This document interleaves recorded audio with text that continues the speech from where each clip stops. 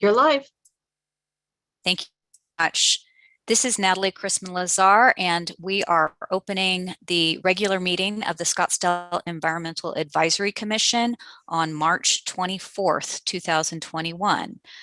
Can we go ahead and have a call to order and roll call? Certainly. Chair Chrisman-Lazar. Present. Vice Chair Coletta. I believe he is on his way back on a plane. He may be coming in and joining us later in the meeting. Commission Member Abranovich. Present. Commission Member Bassi. Present. Commission Member Kukulik. Present. Commission Member Johnson. Present. And Commission Member Steve Schlosser. Present. We have a quorum, Chair. Great. Thank you so much. So with that, it looks like our next item on the agenda is to approve the meeting minutes from February. So I think Sam has them up here now for us. Does anyone have any issues associated with the draft meeting minutes? Anything they need to change, amend, add? Madam Chair, this is Anthony. Yes. I believe there's a public comment. Oh, so we go ahead and go through that at that particular time. Okay. Yes, in the agenda, thank you for pointing that out. We do have 2 public comments that have been entered into our system. So before we get to the approval of the regular meeting minutes, I do not know the actual formal way to recognize those. They are both in specific relation to the item number 7, a discussion of the general plan update process. Is it okay to basically review those public comments at that time as a matter of order? Chair Schlosser. Yes, go ahead. This is Sam. I have checked that it is appropriate to address those comments with the appropriate agenda item. Great. Thank you so much. And thanks for bringing that up, Anthony. We will go ahead and address the comments or review the comments at that in item number 7, which is associated with the general plan, because that is what they pertain to. Okay, so back to the meeting minutes for February. If there are no comments on the meeting minutes, does anyone have a motion to? This is Commissioner Schlosser. I move that we accept the minutes of the Wednesday, February 17th meeting as presented. And this is Ryan Johnson. I'll second the motion. Thank you both. So the motion to approve the regular meeting minutes from February 2021 as drafted, if we can go ahead and have a roll call on that to approve. Certainly. Chair Chrisman-Lazar. Approve. Ms. Vice Chair Coletta, has he joined the meeting yet? I guess not. Commission Member David Abranovich. Approve. Commission Member Tammy Bassi. Approve. Commission Member Walter Kukulik. Approve. Commission Member Ryan Johnson. Yes. And Commission Member Schlosser. Approve.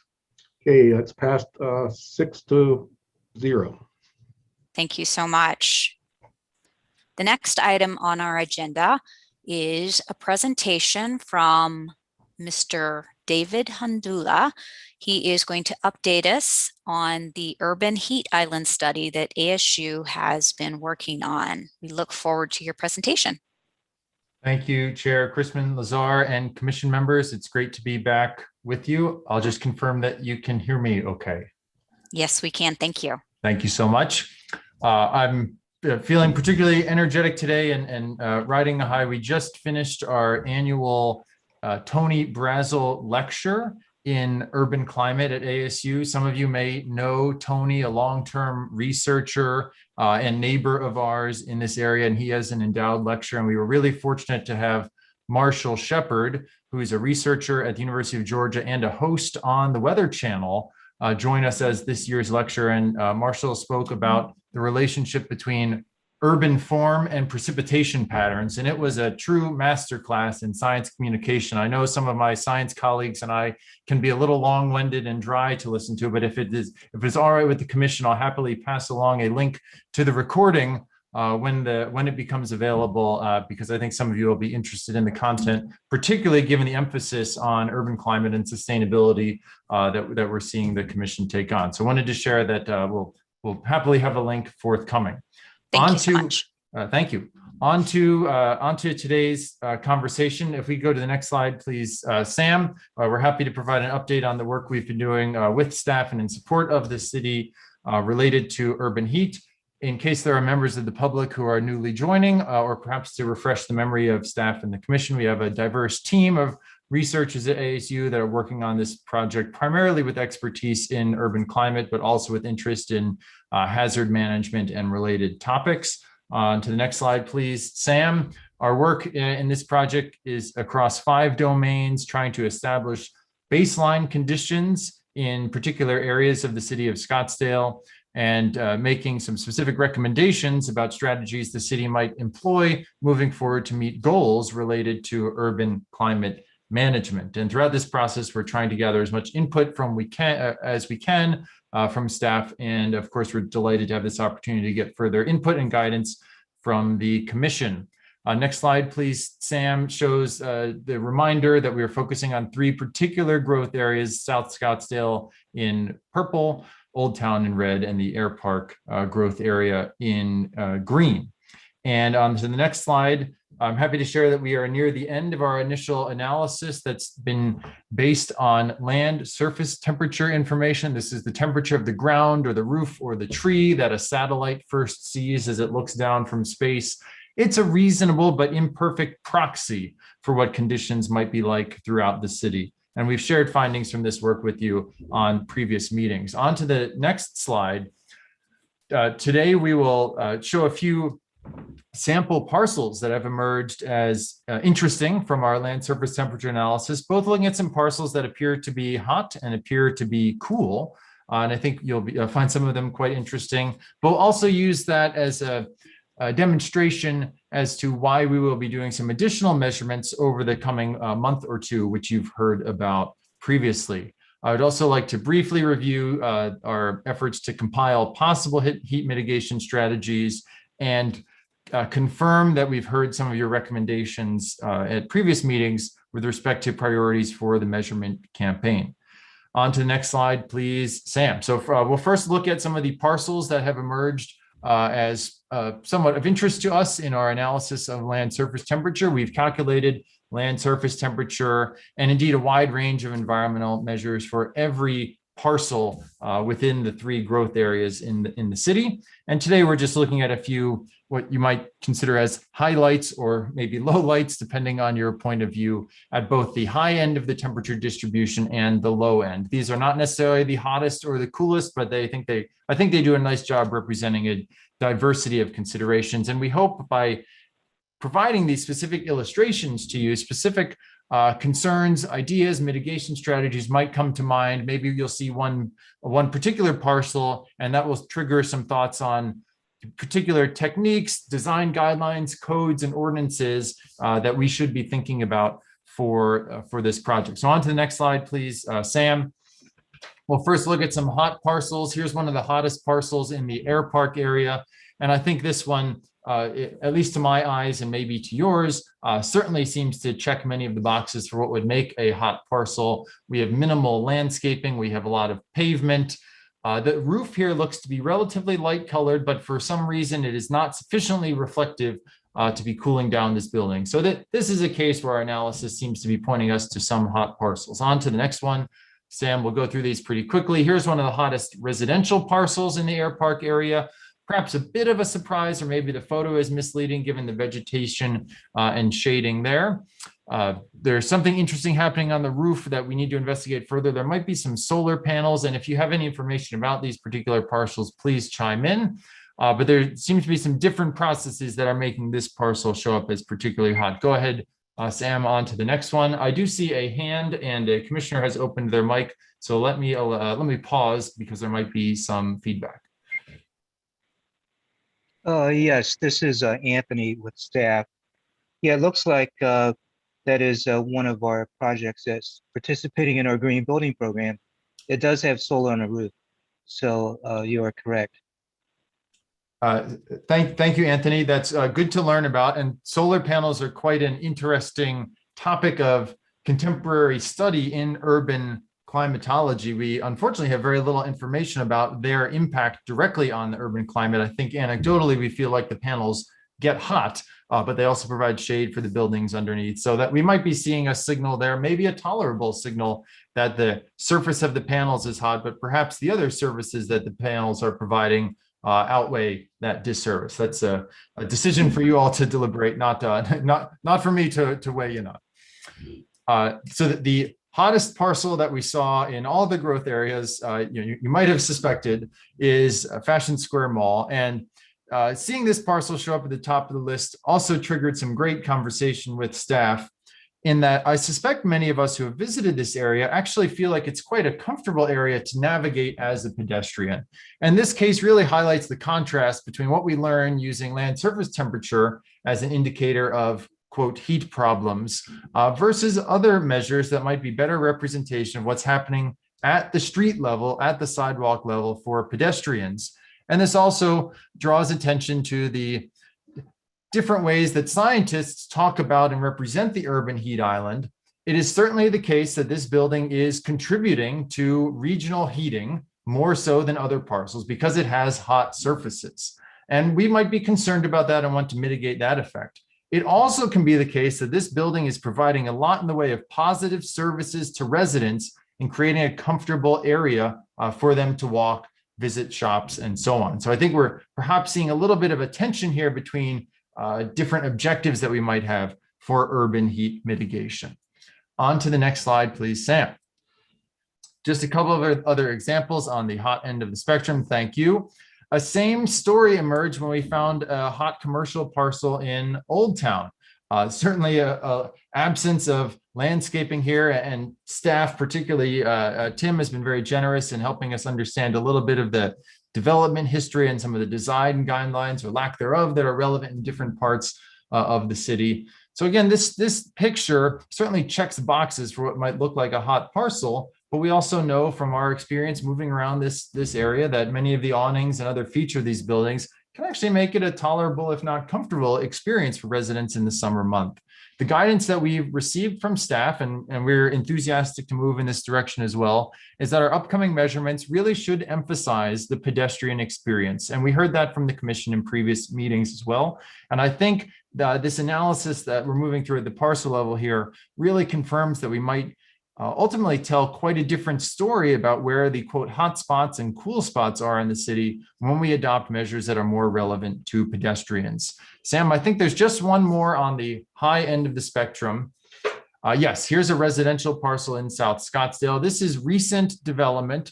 And I think with staff, we felt that this was a bit of a, oh, too bad. This was a recent development, maybe a missed opportunity as these topics around urban heat and sustainability become higher priorities in the city. It seems like we might have just missed the window of opportunity to influence this particular development. I do see another hand up from a Chris Zimmer. I just wanted to let Tim and Sam know that Commissioner Coletta has joined us.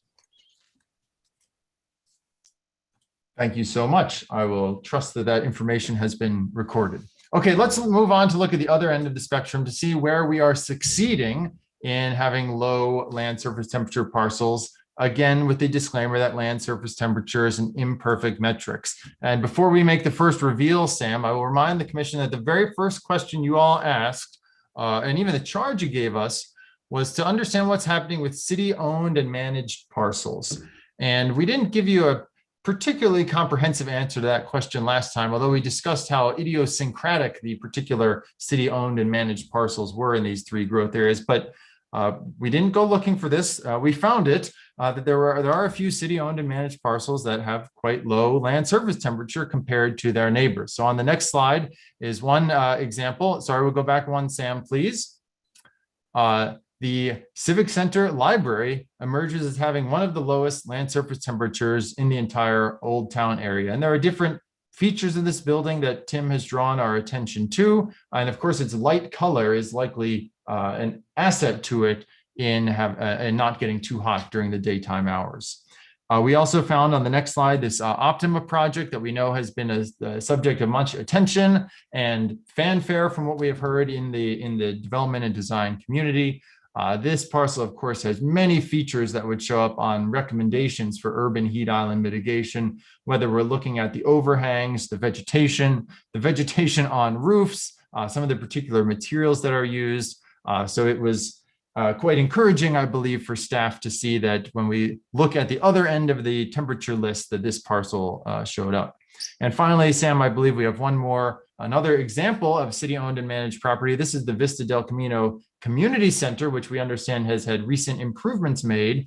And some combination of those improvements and perhaps a lucky break that the parcel might spill over a little bit into that pond put it pretty close to the top of the list in terms of low land surface temperatures in the commercial areas.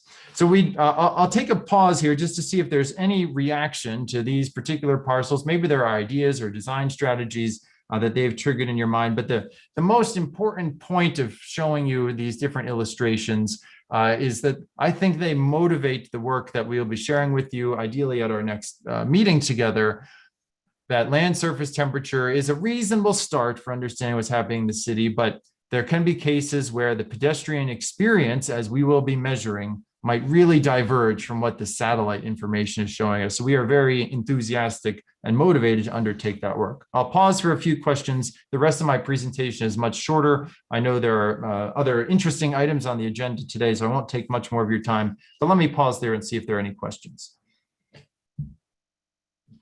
And perhaps we'll start with Commissioner Johnson, who happens to be first in my sort of randomly assigned roster on Zoom here. Thank you, Professor Handul. I'm just curious about the difference between the properties identified as low and the properties identified as hot. Are we talking about relatively small percentages or pretty significant temperature gradients or percentages, or what is it? Yeah, that's a good question. And we will take a look at the averages on the next slide to give you a sense of the kind of the middle of the range. I think between the lowest and the hottest, and yeah, that's fine to leave up, Sam. We'll talk about it in a moment after this round of questions. I'd have to go back and check, Commissioner Johnson. I'm happy to provide the information to you and the commission via email. I think we're talking about 30 to 40 degrees Fahrenheit of difference in the temperature of the parcels between the hottest and coolest. I mean, we're really spanning almost the full range between between a parcel that would behave essentially as hot, bare asphalt versus a property that would behave as sort of vegetated, whether it's trees or grass, which can exceed 40 Fahrenheit. So it really is a wide range that is of consequence when we're thinking about contributions to, quote, regional heat, if that answers your question. Thank you. Commissioner Schlosser happened to be next on my Zoom list. Thank you. Two things. I don't know if anyone caught the article in the Republic over the last week that discussed the heat island impact as a function of economic status. One of their, and again, they were focused mostly on Phoenix, certainly not on Scottsdale, but were able to point out that lower income environments registered significantly hotter than higher income areas. And I was wondering if there's any way that ASU can see whether or not socioeconomic status is also reflected in hotter and quote unquote cooler parcels as you do the work. That's just a comment for future reference. As a secondary comment, as someone who has solar panels on their roof, I will say that solar panels may increase the ambient temperature right above the roof, but in a funny way, it's like having an umbrella over your house. Not as good as an umbrella as a shade tree, but it certainly makes for a cooler environment inside my attic. And I have attic fans that are designed to go on when the temperature inside hits 105 or higher. And it's interesting how it takes quite a bit of time, even on a very warm day, for those fans to activate. So I think solar panels, I think you're correct in that we really need to ask ourselves the question, are we concerned about the ground level experience, the pedestrian experience, or are we concerned about the larger issue about regional heating and its effect on power consumption? And I don't have a good answer to those questions, but it would be interesting to know if there were A, economic repercussions, or B, if you find parcels that have significant amounts of solar panels on them.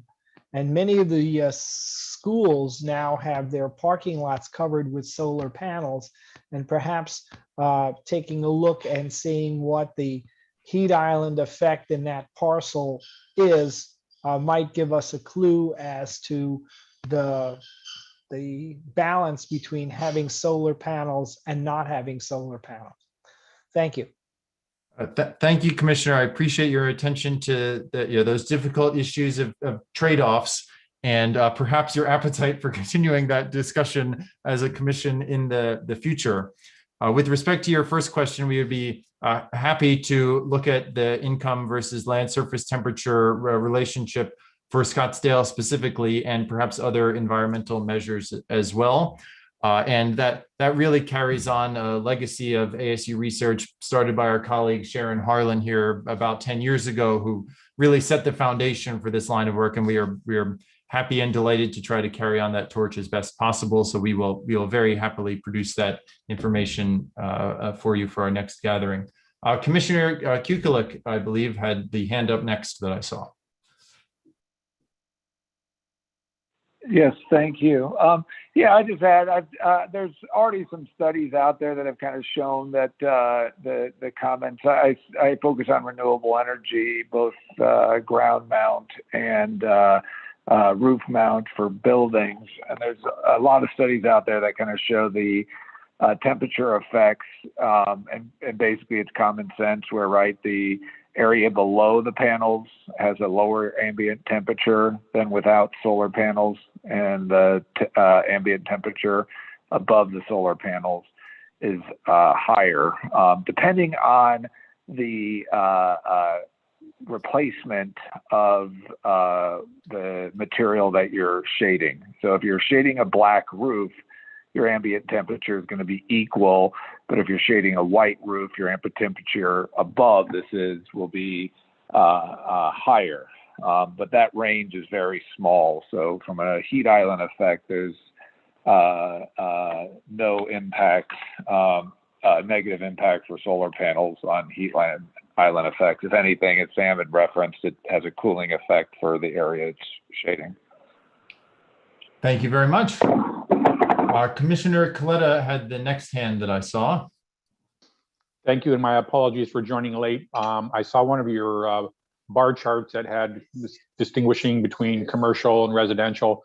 What was the numbers of those different categories? Was there a certain amount of a residence or a commercial building that made up that bar chart? Thank you. Yeah, we will. Thank you so much for the question, Commissioner, and we will spend a minute on that after this round of questions. I would like to spend a little bit more time on that figure, if it's all right with you.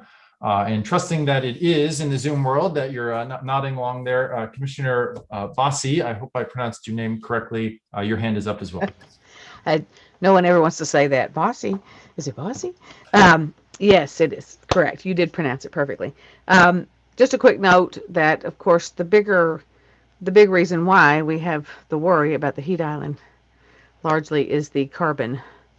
So solar is one of our biggest tools for carbon offset. So I would just like to add that to the conversation as we're talking about causes and effects.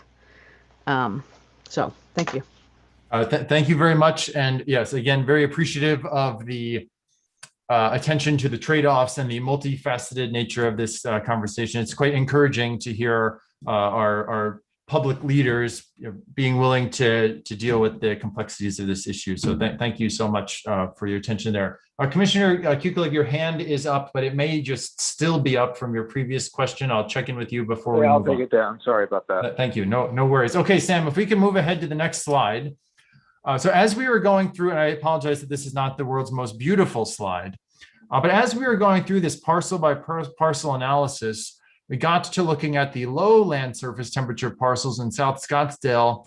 And the first one that we saw, it just didn't look very cool to us. Then we look at the second most coolest, and it wasn't very cool. Like, what is happening here? So we looked a little bit more systematically, and we really couldn't find any parcels in residential parcels in South Scottsdale that were, in fact, all that much cooler than the highland surface temperature parcels. Commissioner Johnson asked what the range of values was between hot and cool parcels.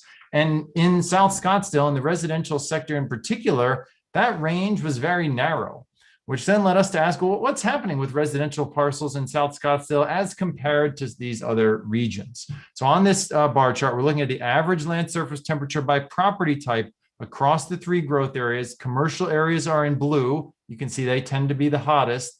Residential areas are in orange. We'll talk about them in a moment. And vacant land, which is a little bit of a difficult conversation to wrap our heads around, so we won't do that today, are shown in gray. And as you can see in notably Airpark, but also Old Town to a lesser extent, residential parcels are really doing a good job of providing cooling services to the city relative to commercial properties.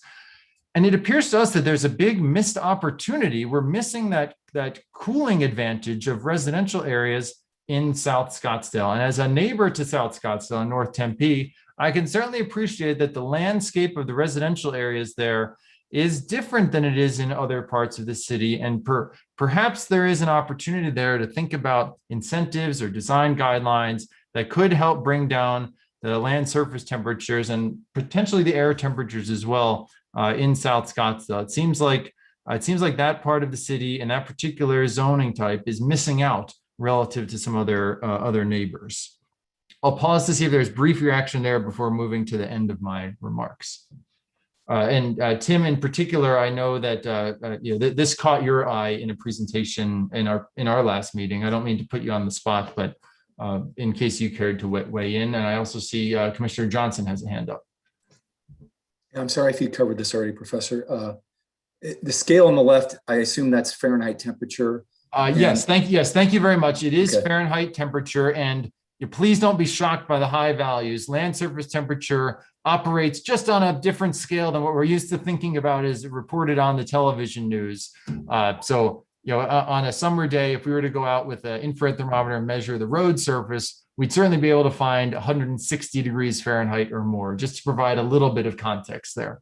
And related, is this an average LST for a specific month or for a 365-day period? Also a great question. These are warm season averages. Thank you.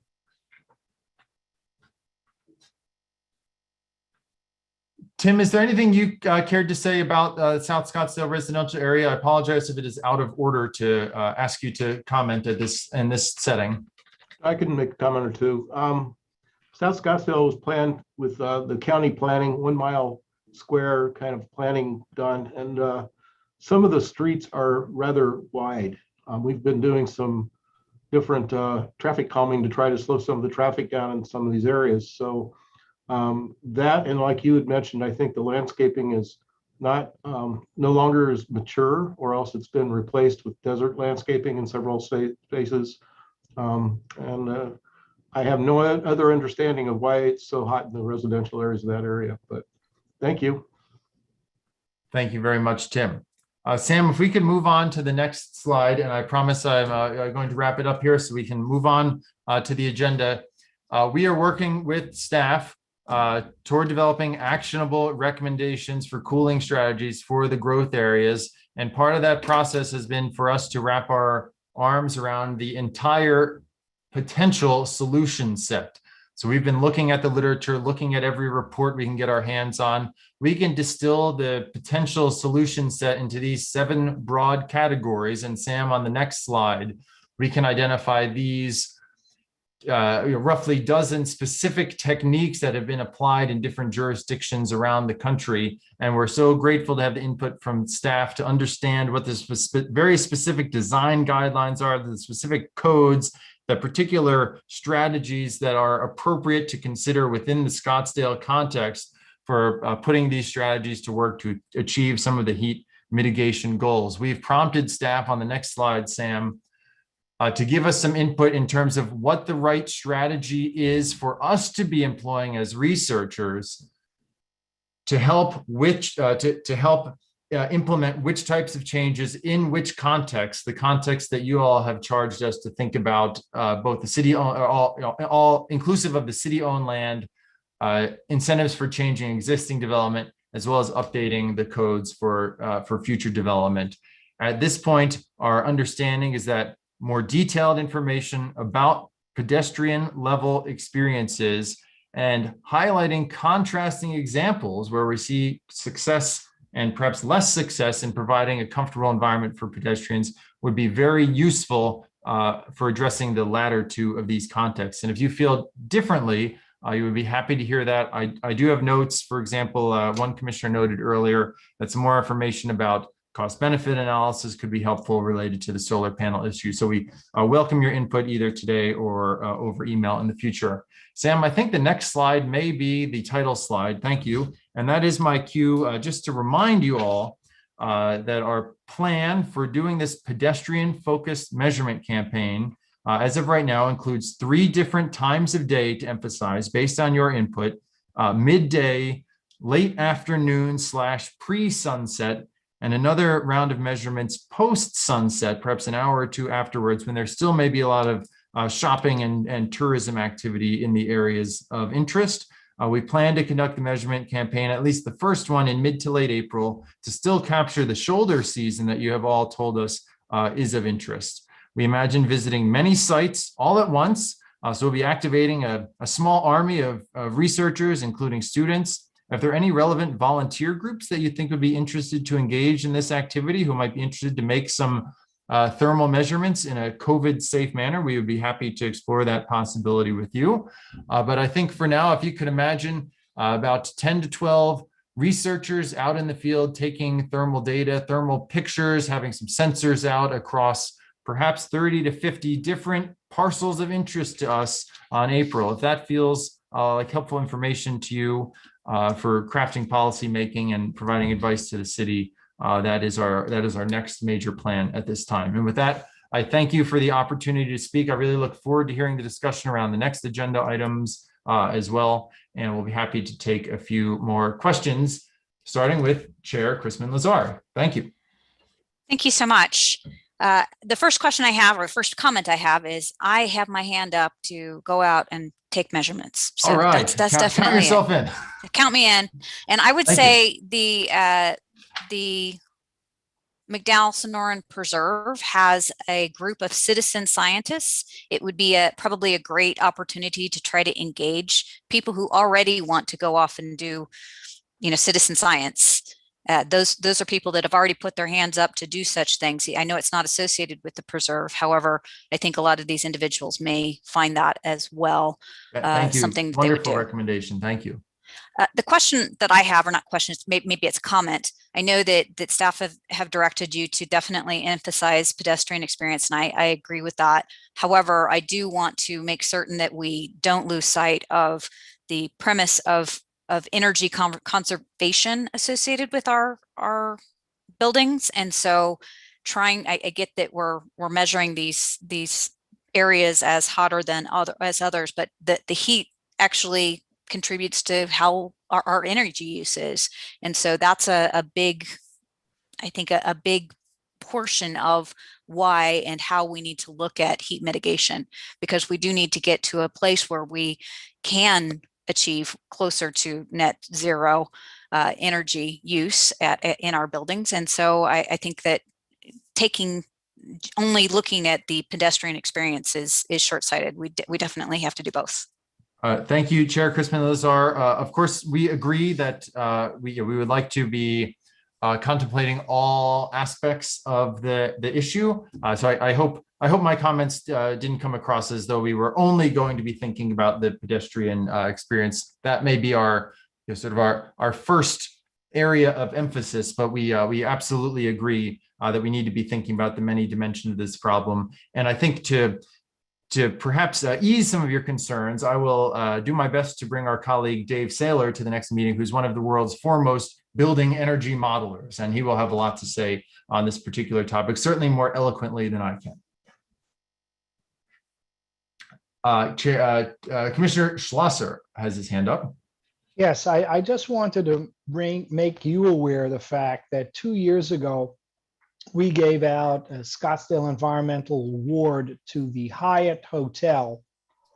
And one of the driving features for that decision was their action to create a green roof over their main ballroom, which reduced the temperature inside that room without air conditioning by 15 or something odd 20 degrees.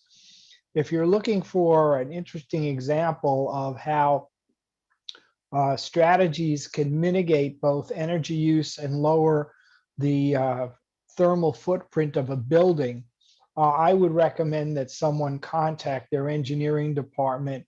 The local engineer, a young lady whose name I'm embarrassed to say I cannot remember, but she sort of drove the program at that location and really made the Hyatt almost an example of how to be environmentally conscious and have sustainability, in mind when running a major commercial operation. I know that you are not part of the decision-making process, but in terms of zoning kind of information, perhaps incentivizing people in the Airpark, at the mall and what have you, to consider installing rooftop gardens might be a very effective way for lowering those high temperature areas, especially because they have flat roofs. Thank you. Commissioner, thank you very much. That will be a parcel we will certainly have a look at. Could you confirm, it looks to me as though there are multiple Hyatt properties in the city. Could you confirm for us which growth area and or the specific Hyatt property of interest? Thank you. I'm going to defer to Commissioner Bossi. It was the Hyatt. I'm going to make this wrong. I believe it may have been called the Hyatt Princess, but it was in Scottsdale. And Gainey Ranch. Gainey Yeah. Ranch, thank you. Gainey Ranch, The yes. Hyatt at Gainey Ranch. So definitely, in order to see what kind of strategies might work that we can then propagate across all the commercial buildings in the area, or at least incentivize some of them to consider it, that would be an excellent example for analysis, and then using as an example of what can be done. Thank you, Commissioner. I have found my way to the hotel on Google Maps, and we will certainly have a look at it. Thank you very much. Commissioner Bossi. Tim, do we still have that application somewhere, right? We could, I don't know if there's any, if it's helpful to share that application because it's public information. I will try to search our records and see what I can find. Okay. That was 4 years ago, right? Because it's right when y'all actually gave that before I got on the commission, right? When I was coming in. Yeah, I believe that's correct. Mm-hmm. Okay. Thank you. Yeah, I may still have the contact as well. I'll look. Thank you, Commissioner Vasi. And Commissioner Johnson, your hand is up. It may still be up from previous, or perhaps you have a new question or No, comment. it's a new question. First of all, I'm going to say thanks to the ASU team. I think this is great work. I'm delighted to see it. The question really, though, is for Mr. Stockwell, who I see is on this meeting. The last slide or two indicated some potential policy recommendations, potential policies. And we are an advisory commission. We don't create policy in this commission. So more of a question for Mr. Stockwell is, and it may not be crystal clear at this point, but what's going to happen to this work when it's completed and there are policy recommendations in your mind? What happens? How does it go from this commission to the policymaking council? Thank you. Certainly, Chair Chrisman, Commissioner Johnson, members of the commission.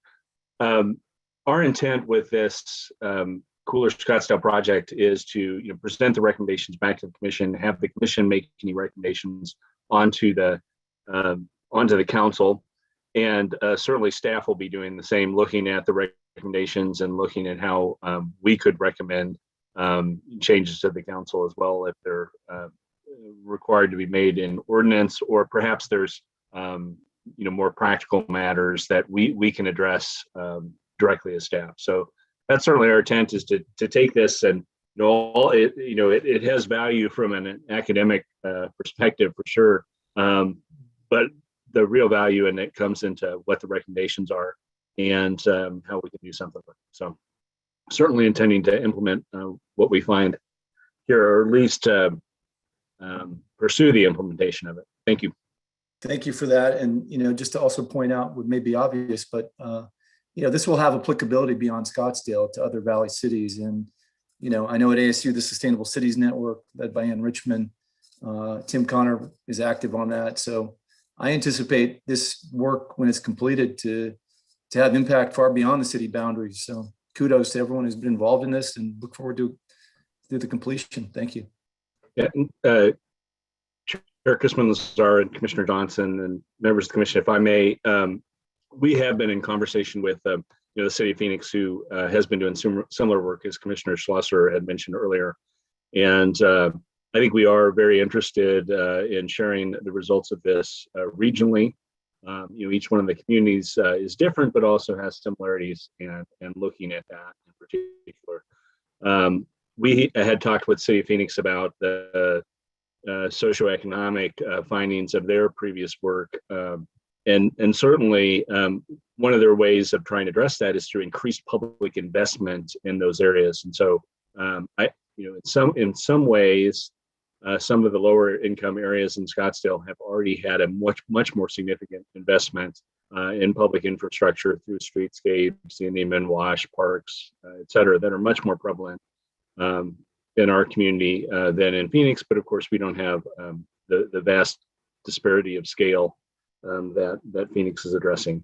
I remember one comment that they made was, gosh, they would just like to get some of their parts just to the kind of baseline that Scottsdale's at today. But of course, it's a much more complicated matter than that, and we're really looking forward to this. Thank you. Thank you, guys. I think we have all the, I don't see any further hands. I appreciate your time, Dr. Handula, the wonderful work that you guys are doing. Thank you for sharing.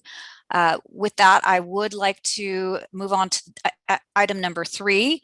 We have our sustainability intern, Brian Boyle, here to give us a presentation on Scottsdale's sustainable indicators. So with Chair that, Chrisman Lazard, this is Dave Handula here, just to thank you again, and we'll be staying on the line to the extent that it is helpful, and we look forward to hearing Brian's report and the subsequent agenda items. Thank you again for the time.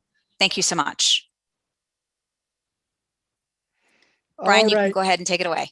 Okay, confirming you can hear me. Yes, we can. Okay, great. All right, well, good evening, everyone. My name is Brian Boyle, the sustainability intern for the City of Scottsdale, and I am here to share some of my work and research on municipal sustainability indicators and planning. Go ahead and go to the next slide. So I've been relying on the ICLEI Sustainability Planning Toolkit to structure the current sustainability efforts of the city.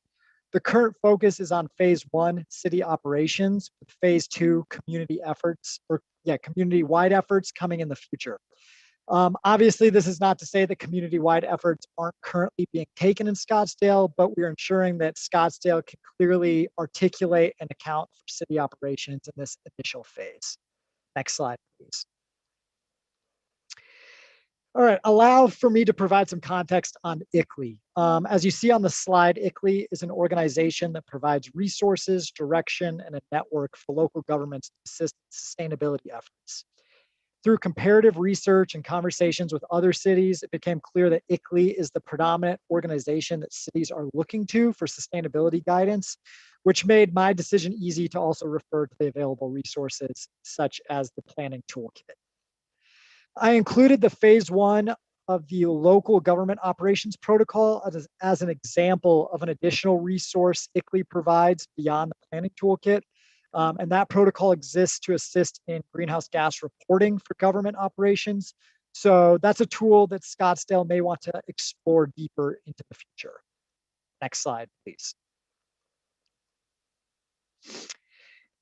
So following the ICLEI planning process enables Scottsdale to raise awareness within the local community on key challenges and opportunities affecting long-term development and quality of life, develop common goals and build support within the local government and the community for the desired future development of Scottsdale, increase transparency through a long-term dialogue using public outreach, and demonstrate accountability by openly monitoring and evaluating progress, encourage interdepartmental cooperation by asking tough questions and addressing complex issues, allow for risk management and opportunity assessment while addressing inefficiencies, and voluntarily report greenhouse gas emissions to provide Scottsdale with a pathway to recognize, publicize, and promote environmental stewardship. Next slide, please. All right, moving on here. The sustainability toolkit is structured around 5 milestones, as you see on this slide.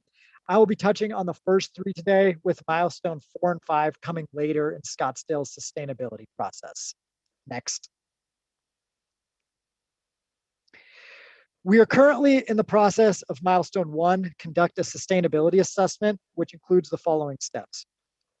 Make a commitment and identify champions, establish sustainability advisory commission, which the city has in the form of the sustainability steering team, conduct an audit of existing programs, and choosing and tracking indicators and metrics, which is the overarching purpose of this presentation and the follow-up discussion. Next slide, please. This slide expands on the sustainability assessment process. Looking at the top, I have had the opportunity to speak with many various departments to identify current sustainability initiatives in each department. And then thankfully, many of the other items in this assessment have already been accounted for by the city, such as demographics, engagement, civic affairs, and affordability, amongst some others. The exception being the greenhouse gas emissions piece, which again, I am hopeful that will come in the future. Next, please. Diving in a little deeper, these are the specific areas within city operations that ICLEI directs cities to focus on and ultimately account for in sustainability indicators and planning efforts. Next, please. Okay, so from an indicators perspective, we are looking to eventually distill all of this effort into something like you see on the screen here. This is an example from the municipality of Anchorage, Alaska, which I used due to my previous work experience with that city. So I'm asking you, don't focus too hard on the specifics here, as I anticipate Scottsdale's to differ some. However, do notice that the indicators are concise and easy to digest from a general public standpoint, while highlighting themes of sustainability such as renewable energy generated, energy efficiency, EVs and fleet, and waste diverted to recycling. Next slide, please. All right, so diving into Scottsdale, I have identified 6 categories: energy, transportation, waste, water, land use, and governance to house our sustainability indicators. Next slide, please. Looking into each category, we are working to establish the following sustainability indicators over the long term, that perhaps being a 12 to 18-month timeline. And I'll note these are not set in stone or open for further deliberation. However, ideally, Scottsdale would have an indicator for greenhouse gas emissions and contributing factors such as energy, transportation, and waste, renewable energy generated, dollars saved, EV charging stations, EV and alternative vehicles in fleet, waste diverted from landfill, municipal water demand and or savings. Next slide, please. Tree inventory, land acquired in the Scottsdale Preserve, trails, bike paths and pedestrian paths, open space, turf, xeriscape, and as well as sustainability related grants, sustainability procurement, green business program, and green events program. And to reiterate, or to just mention real quick here, I put an asterisk on a couple of those items there, as there is no current city program, but I'll expand on that a little later here. And then just to reiterate that these were identified, all these indicators, based on ICLEI resources, comparative city research, and conversations with various municipal departments. Next slide, please. Thanks. In order to establish these indicators, there are some interim steps needed. I broke the following slides down in terms of the data needed for the indicators, the timeline for compiling that data, if identifiable, and I also included a potential elements section where relevant for city leadership to consider as additional indicators. So to establish the energy sustainability indicators, Scottsdale's interim steps will be to baseline energy use for city facilities and baseline percent of renewable energy powering municipal operations, both on a timeline to be achieved by the end of this year, 2021. And potential elements within the energy umbrella that could be included as indicators are number of LEED or Energy Star city facilities and outdoor lighting converted to LEDs. Next slide, please. In transportation, we need fuel demand, miles, and employee commute information, which will all feed into a municipal greenhouse gas inventory. I know a lot of this is currently being monitored, so we would just need to secure the data that aligns with an agreed upon baseline year. And another potential indicator to use for transportation would be the greenhouse gas emissions associated with the city fleet, once that information is available in the future. I saw noted that many cities are separating that piece out from the total greenhouse gas inventory. Next slide, please. In waste, looking for an aggregate baseline in waste generated across city facilities and operations, as well as a landfill diversion rate of the total waste stream. Other potential indicators could exist around city programs regarding e-waste or specific waste streams, as well as an indicator highlighting the city's work on organic waste diversion efforts. Next slide, please. Water, we are looking to baseline water usage in city facilities and parks, which perhaps could end up being separated and grouped as indoor and outdoor water demand in the final indicator. And smart water fixtures could serve as another potential indicator, again, a common indicator for other cities. Next slide, please. The land use section is open for additional input. Basically, I wanted to highlight points of pride in Scottsdale, such as the preserve, trail systems, and being awarded Tree City USA. So I would say just everyone take a look at these items and feel free to follow up with thoughts. Much of the data needed for these items is already available as well. Next slide, please. If you recall, in the governance piece, there were indicators focused on grants and procurement, which currently are not supported by any city programs. But I wanted to include those items as they need to be considered as the sustainability work continues to progress at Scottsdale. These indicators can help speak funding efforts and that the city considers the entire life cycle of materials being purchased. The green business and green events piece are both in a good place, and hopefully those items will be rolled out by the end of the year. And a fellow city was tracking the frequency of updating sustainability website content. So that's another option should Scottsdale want to incorporate that. Next slide, please. So with the initial sustainability assessment concluding and the identification of potential long-term indicators and steps to get there, we're at a point now where Scottsdale leadership, the steering team, and the Environmental Advisory Commission should refine and ultimately agree upon what indicators to move forward with. And then after that, delegate parties responsible for gathering data for each indicator and establishing initial baselines. Next slide.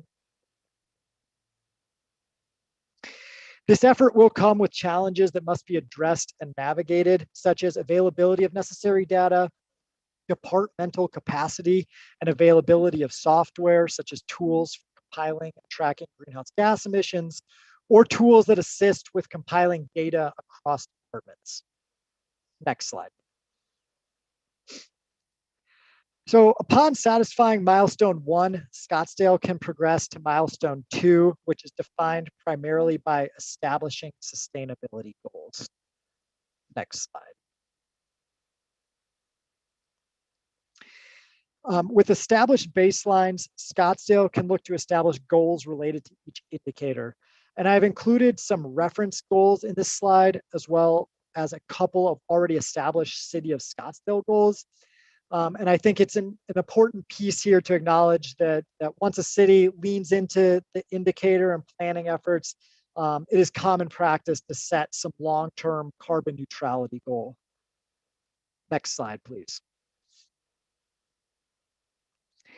Upon the completion of milestone 2, Scottsdale can then work to establish the planning efforts to achieve agreed upon goals. And I'll just touch on this piece here briefly, as we aren't yet here in the process, but it's good to acknowledge what the city is working towards. So go ahead to the next slide. And as you see on this slide, Scottsdale has a decision to make between creating a sustainability plan or a climate action plan. And my suggestion would be to create a clearly articulated municipal sustainability plan and then proceed with community-wide efforts or a climate action plan. But this is certainly up for further deliberation, and there certainly isn't any rule in terms of the order of operations here. So next slide, please. So establishing a sustainability plan will establish pathways towards achieving goals, but also has the potential to use resources more efficiently by identifying opportunities to conserve energy and save money through smart investments with identifiable payback periods. Promote smart economic development by creating jobs, increasing the tax base, encouraging development, increasing Scottsdale's competitiveness. Improve the environment by monitoring and improving local air quality, reducing greenhouse gas emissions, cleaning up waterways, reducing auto dependency by increasing transportation options and decreasing waste. Create a more equitable society by targeting economic and environmental improvements communities most need, and by ensuring that all residents have access to high quality healthcare, education, and arts and cultural amenities. And lay the groundwork for major investments that can have the dramatic impact on the overall sustainability of Scottsdale. Next slide, please. And so finally here, I wanted to share a couple of nice examples of sustainability plans that I came across throughout my work. And I can share this slide deck with members of the commission and anyone else after this presentation so that you can click on these links and explore yourself, as I would encourage you to do. But But both cities have formulated their sustainability efforts through ICLEI resources, and Sedona is a nice example, as this is the city's first sustainability plan. So it aligns well with where Scottsdale currently is in its sustainability journey. And then Fort Collins is an example of a city that's been working on sustainability for many years. So this plan is I believe like the fourth or fifth iteration of a municipal sustainability plan, and that serves as a good example of seeing how efforts have evolved over time in a city. So go ahead to the next slide there. That concludes my presentation. Thank you very much for allowing me to share this information tonight, and I'd like to open it up for questions and comments. Thank you. Thank you so much, Mr. Boyle. Do we have any questions or comments? We have a few people. Why don't we go ahead and take Mr. Johnson? Thank you for recognizing me, Chair. Terrific presentation. I'm delighted with this work. I would love to see this come to fruition. Maybe again, just ask Mr. Stockwell about what's next, given that this work was done by Mr. Boyle, an intern. I assume that means that he is somewhat limited in his time. But just to make another, so I'll ask that question, but then make another observation here, which is someone recently pointed me to an example that's even closer to home, the city of Mesa. I watched a replay of a city council work session at the city of Mesa in February last month, in which I think it was unanimous among the council members present to proceed with a climate action plan. I'm not familiar enough with what Mesa is doing to know if they've already done a sustainability plan, or to Mr. Boyle's point, you know, I don't know if A comes before B or B comes before A, or if it matters, but I don't know if others are aware of this. I was just delighted to see this action in the city of Mesa in terms of a climate action plan. And I'm delighted to see this here. So maybe question to, again, Mr. Stockwell about what's next for this. Would love to see it come to fruition. Thank you. Chair Chrisman Lazar, Commissioner Johnson, members of the commission. Yeah, I mean, our intent is to take the indicators from here, and we're working with our Sustainable Scottsdale steering team, which is a team, a cross-departmental team that meets monthly, to pull that information together into a dashboard. The data collection and identification is the next step in that process. Certainly with the sustainability plan, our intent is to work on a scope of work for completing the sustainability plan and help identify all the people that need to be involved in that, and including the public process for moving forward with that, and to move forward with that. Definitely over the next, starting now and over the next fiscal year, as you saw some of the timeframes, I think, in Brian's presentation, on some of the examples, I mean, I think we're certainly talking about an 18-month effort. And I know I had a briefing from Brian today, kind of his closeout internship briefing before the meeting, and he certainly shared with us the Mesa information as well. So that's something that we're looking at closely and continuing to move forward with. And we are very appreciative of Brian's work here. He has done a fantastic job. Both the public work that you've seen, but his work behind the scenes has been impeccable as well. And we're really glad to have had him work with us. Thank you. Thank you. Mr. Stockwell, on that, is Brian's time with us coming close to an end? Is that what you're inferring? Yeah, Chair Chrisman Lazar. Yeah, actually, with the delay of the commission meeting, his internship actually ends this week. So that's where it stands right now. Okay, thank you. Thank you. Mr. Schlosser, you have your hand up. Yes, I do. Two things, or actually maybe a thing. First, I want to thank Mr. Boyle for his outstanding work.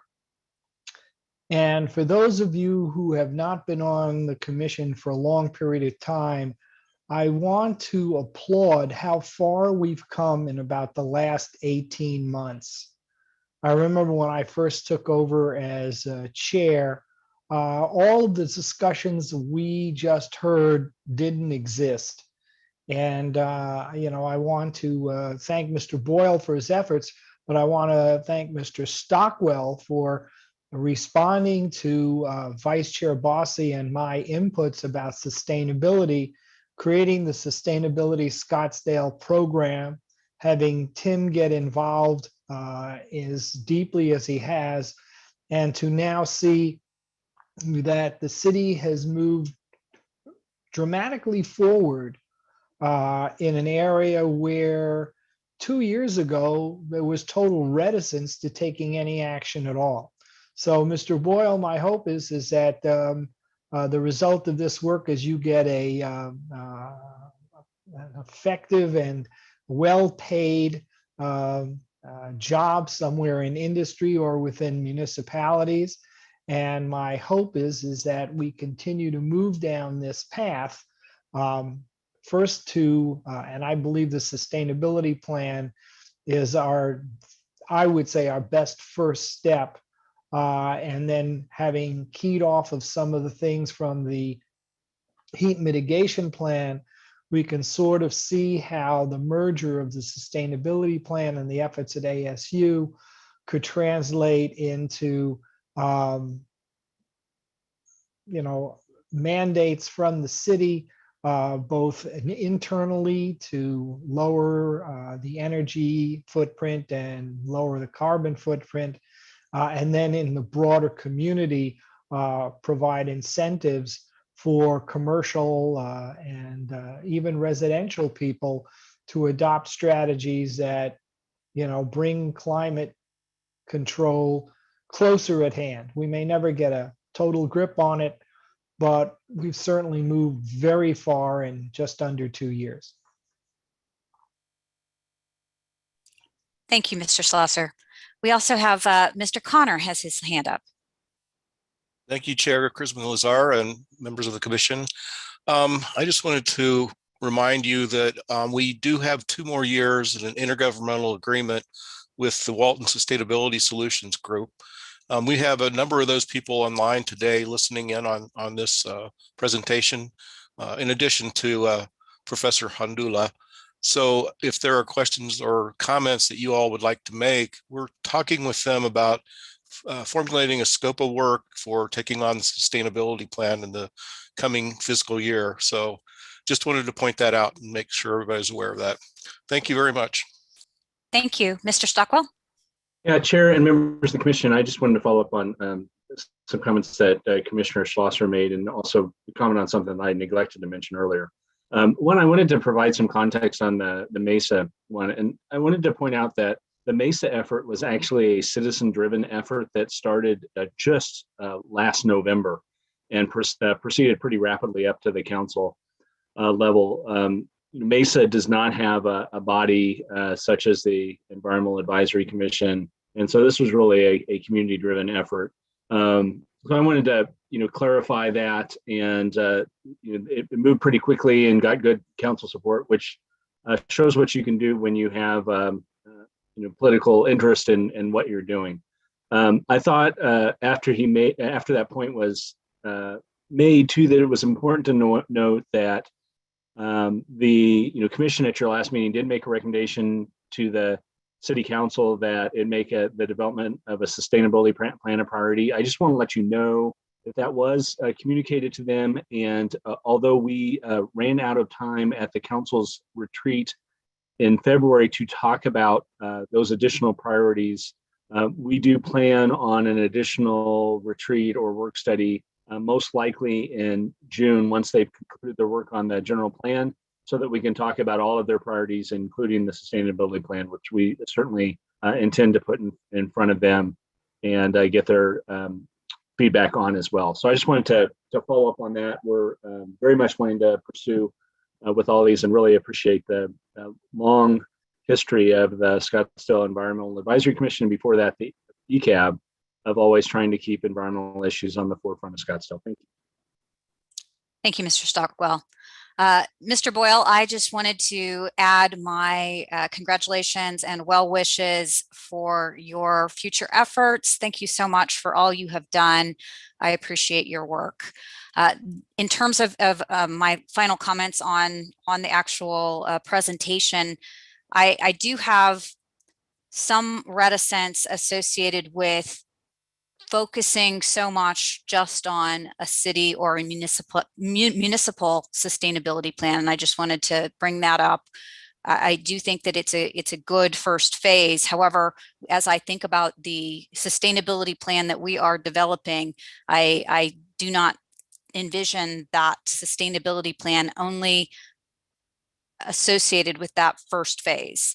I do definitely look at this as possibly a way to evaluate the work, but there are goals and there are concepts that we definitely as a commission are lobbying for that have more citywide implications. And I do not want to limit the sustainability plan. I think that kind of enters into your next discussion only on the municipal plan. I do believe that some of the goals that we're talking about in terms of heat mitigation, in terms of tree and shade, some of these definitely are climate action. These types of concepts are not specific just to the municipal arena.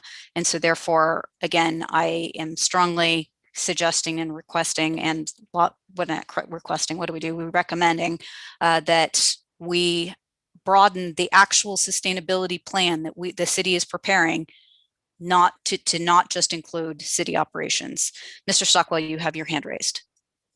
Yeah, Chair, I would just clarify that it's not our intent to limit it to municipal operations. I mean, obviously, municipal operations impact the entire community, and there's also a lot of actions that the city can take to influence the business community and the residential, and the residents of Scottsdale to take more environmental sustainable action. So we're certainly intending it to be comprehensive. So thank you for that. And I understand where you've gotten that impression, but I can assure you that's not the intent. And thank you. Thank you. Ms. Bossy? Thank you, Chair Christmas-Lazar and Mr. Stockwell. I'm glad to see those comments. I certainly concur and support that concept. Just as Scottsdale has always had a higher development standard and taken on things like no billboards and other development concepts that makes this a special place. Certainly, I think the same value system can apply to our sustainability actions and expectations of people in our community, so we have a better community. So thank you for those comments, and I certainly support those. Thank you. Thank you, Ms. Bossy. With that, we have, I think, because I don't see any other hands raised, let's go ahead and progress over into item number 4, which is, no, item number 3. No, is that right? No, item number 4. I have evidently 2 different places on this one versus the one I downloaded. Sorry. So the next item on our agenda here is associated with the annual work plan. This is the 2021 work plan that we discussed last meeting. And since that time, we have attempted to reach out to individuals and identify what potential activities people are passionate about and things that they're very interested in. And Tim, if you scroll down a little bit. We've identified some interested parties in most of the different items, activities. However, there were a few that were not volunteered for in terms of where people are passionate about, and they're grayed out here. I know that a lot of us, really have certain interest areas, and that's really great. If we don't have somebody who is exceptionally passionate about these items for this year, it's not like they don't have to happen ever, but being able to focus our efforts on areas that each of us are very passionate about, I think is important. Does anyone have any hesitance associated with removing some of these other items, at least from our work plan for this year. Ms. Bossy, you have your hands raised. Thank you, Chair Christman Lazar. Well, I would propose that maybe we leave them for at least another month or so and see if we have any other additional interest evolved, because I hate to see them just kind of drop off into oblivion. Or we could maybe at the move them to the bottom and say somehow separate them. But I mean, That's not a bad idea. I hear what you're saying as far as, certainly where there's energy to move something forward is where we focus. But I think they'll just get lost if we take them completely off. Okay, that's definitely a good recommendation. Mr. Schlosser? I wanted to comment that some of the items have actually just been discussed in the sustainability presentation by Mr. Boyle. And so, I encourage sustainable procurement, purchasing. I mean, this was part of that presentation he made about putting this all together as a next step. So I'm wondering if this has already been mentioned, and I presume that Mr. Boyle's work will be taken to heart by Mr. Stockwell and staff, that some of these things may not need ECAB investment in time and energy. Certainly not all of them, but some of them. I can't scroll up and down the way you can on your screen, but I saw that what is it? I just it's unfortunately I can't read them off of, well, maybe I can. I printed this out. Basically, using energy to capture the report. But I don't have the ones that are not highlighted, but I think the discussion, and I'm sorry, I'm not being very efficient with my time, but energy efficiency in city buildings, which was 3A, and there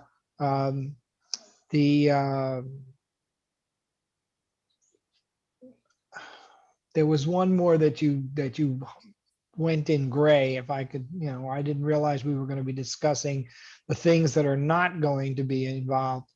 But I think a number of these things actually have been captured in that sustainability report that we just saw.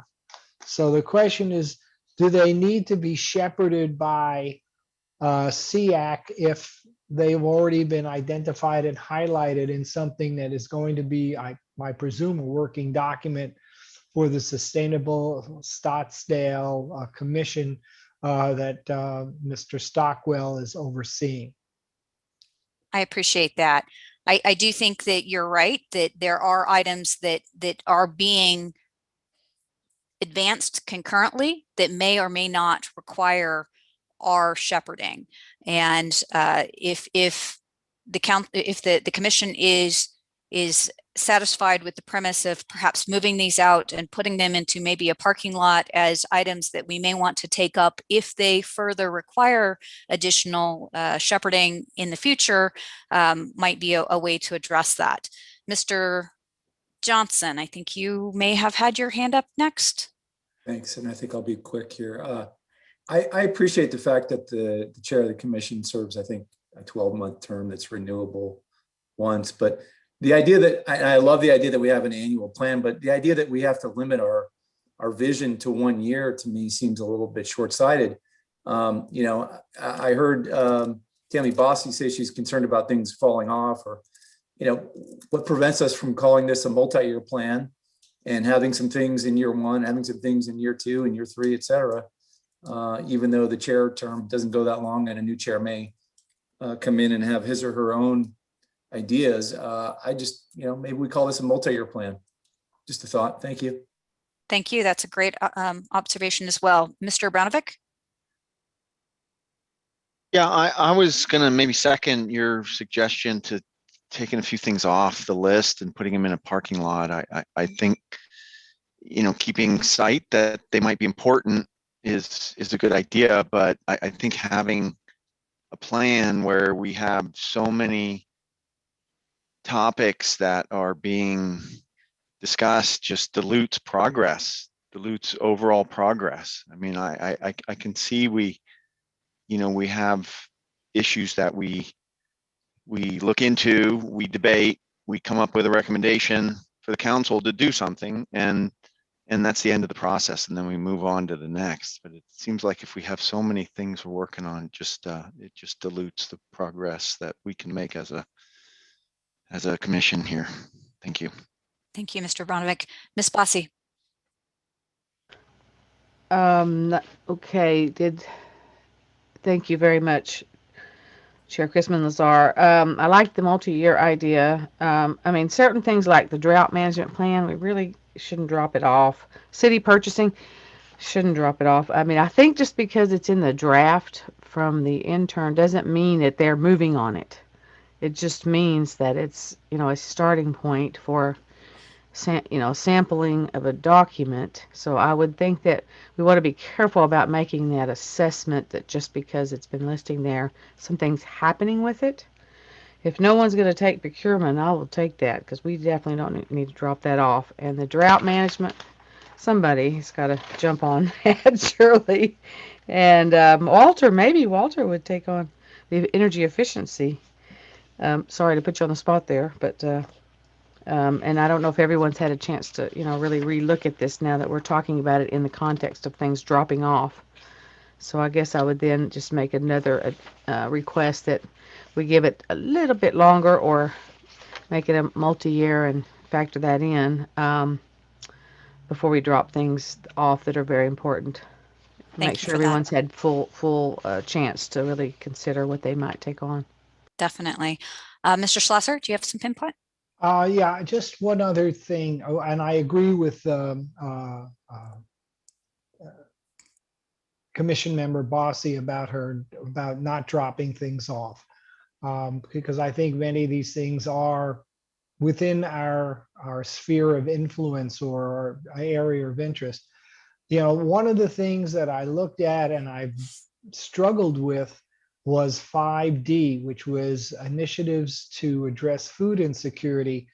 Not because I don't think it's a great topic, but I just don't know where the responsibility falls. Is it Maricopa County's health organization? Is a City of Scottsdale have an impact on it because there are restaurants within the City of Scottsdale?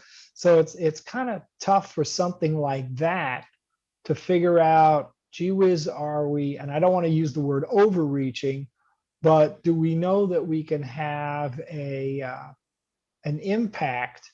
And is it an impact that the city can have responsibility for, or is it a county responsibility? Are we certain things? I think we should parking lot, all the ones that people have not stepped up for, but I also think we ought to review some of these and say, okay, what's within our span of control and what's not within our span of control. We really need to clarify that. And I don't have an answer. Maybe we can do something with food insecurity. I just don't know. I hear what you're saying. I do think at this point, if there are recommendations to remove things, we need to take that up now. If individuals are in favor of perhaps removing some of these items, except for the one that I just put Botsy's name next to, encourage sustainable procurement / green purchasing, removing those particular items that are not spoken for and moving them to a 2022 consideration plan. If that is an approach that is acceptable to people, I would like to offer that as a potential to kind of move forward on this plan.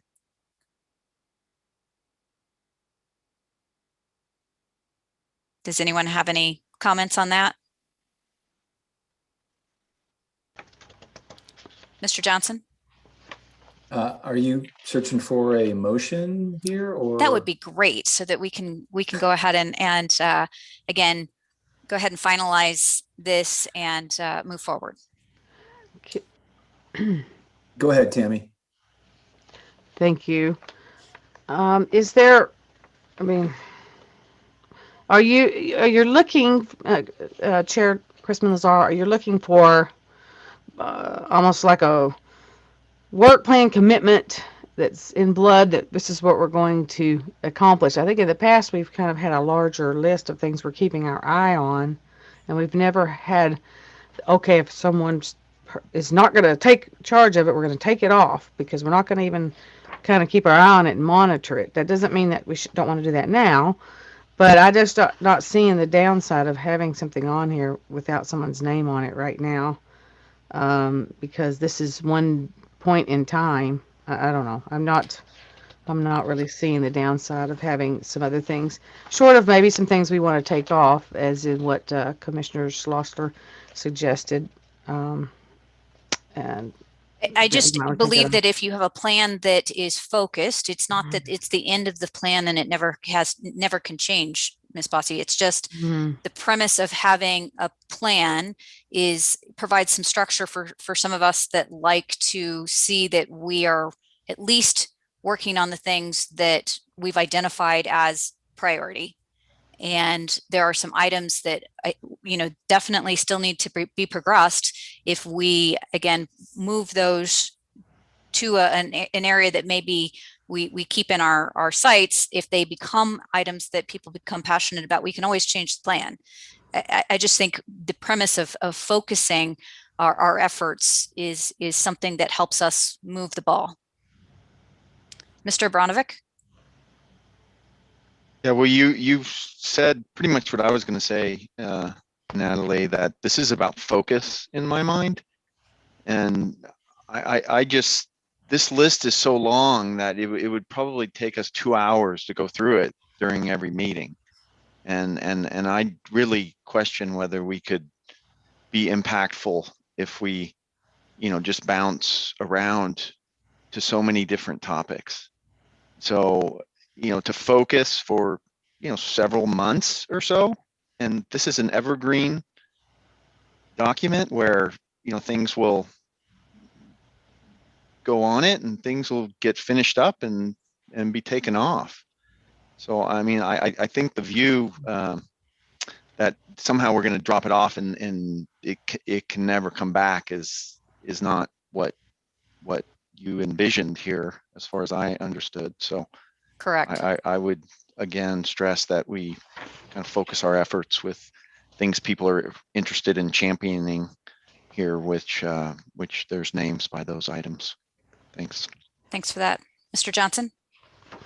I don't know if a motion's required or a vote or what have you, but I'm just going to make the recommendation, and if it's a motion, it is, that anything that is currently has a name under the interested parties column moves to the top of this document. Anything in light gray moves to the bottom of this document. We call it a multi-year plan, and anything with a name next to it, the sense would be that we're going to make progress in the next 12 months. And if that is a motion to you, Madam Chair, then I make it. And if that just sounds like something to come back to the next meeting with a reformulated version of this, that's fine too. I'm open to your suggestion on that. Thank you so much. Ms. Bossy? Thank you very much. I like where we're going with that from Commissioner Johnson. Will anybody interested in taking on commercial recycling? I don't want it to drop off. Well, this is Commissioner Kukulik. I'll take on the drought resistant or drought management plan for the city. I hear you about recycling, Tammy. My issue is that the problem with recycling today is there's no end use for it. And so even if we're good at recycling, There's not an end use, unfortunately, for most of the recycling today. I'm a big believer in waste reduction, but the system's broke under the way it's currently structured. You'd actually have more success in waste to energy than recycling at this point. So. Okay. So the high and low of that is you can put my name on the drought management plan. Thanks for that. And then we'll, I would support Ryan's proposal suggestion. If I could just make one more, is anybody interested in the energy efficiency of the city buildings? I don't see that on the list. Where is that? It's number 3. I mean, this is Commissioner Johnson. I'm interested in just about everything on this list. It's a matter of time and capacity, and I had a boss told me one time that if you have 5 or 10 priorities, you really have 0 priorities. So I'm kind of taking Commissioner Abramovich's comments to heart here. Thank you. Yeah, this is Commissioner Schlosser. I would be more inclined, but my second term ends in 5 months. So if something can't be addressed within that time frame, I'm going to have to put it down, which is why I just took items where I thought I could continue to push the envelope. But certainly, I mean, even encouraging carbon reduction strategies is more of a conversation between myself and the Sustainability Commission. Then, and these things are going to, especially if we have Mr. Boyle's program come out, once we have an audit or a baseline for how the municipality uses energy, then we can begin to take a look at how we most effectively reduce carbon. But I'm sorry. No, that's all. It's all good. I am just looking at the clock, and I am worried that we will not be able to get to our last agenda item. And I have still 2 different people here. I appreciate what you're saying, and I appreciate you being willing to definitely give all you can in your time. Mr. Stockwell, do you have something real quick? Yeah, real quick. I just wanted to say that, I appreciate the comments that if everything's a priority, then nothing's a priority. But I would suggest that the sustainability plan will be your top priority. And all of the things that you've identified here are a pretty darn good list for things that should be included in the sustainability plan. So thank you. Thank you. I will go ahead and take it upon myself to go ahead and make the formatting changes that we did before. I will go ahead and submit that in the next version of our meeting minutes, and hopefully we can go ahead and review and approve that at our next meeting. Unless there's any other further discussion on this, I'd really like to progress on to our next work item. Is that okay with everyone? Madam Chair, it's Commissioner Johnson. Please put this on the agenda for next time, though, in case that we do want to have a motion or something more formal. Thank you. Thank you. We have the Earth Day and Arbor Day planning update that I think Mr. Schlosser and Ms. Bossy have been working very hard on, and I would love to hear what you have to say. Oh, okay. Thank you, Chair Christman Lazar.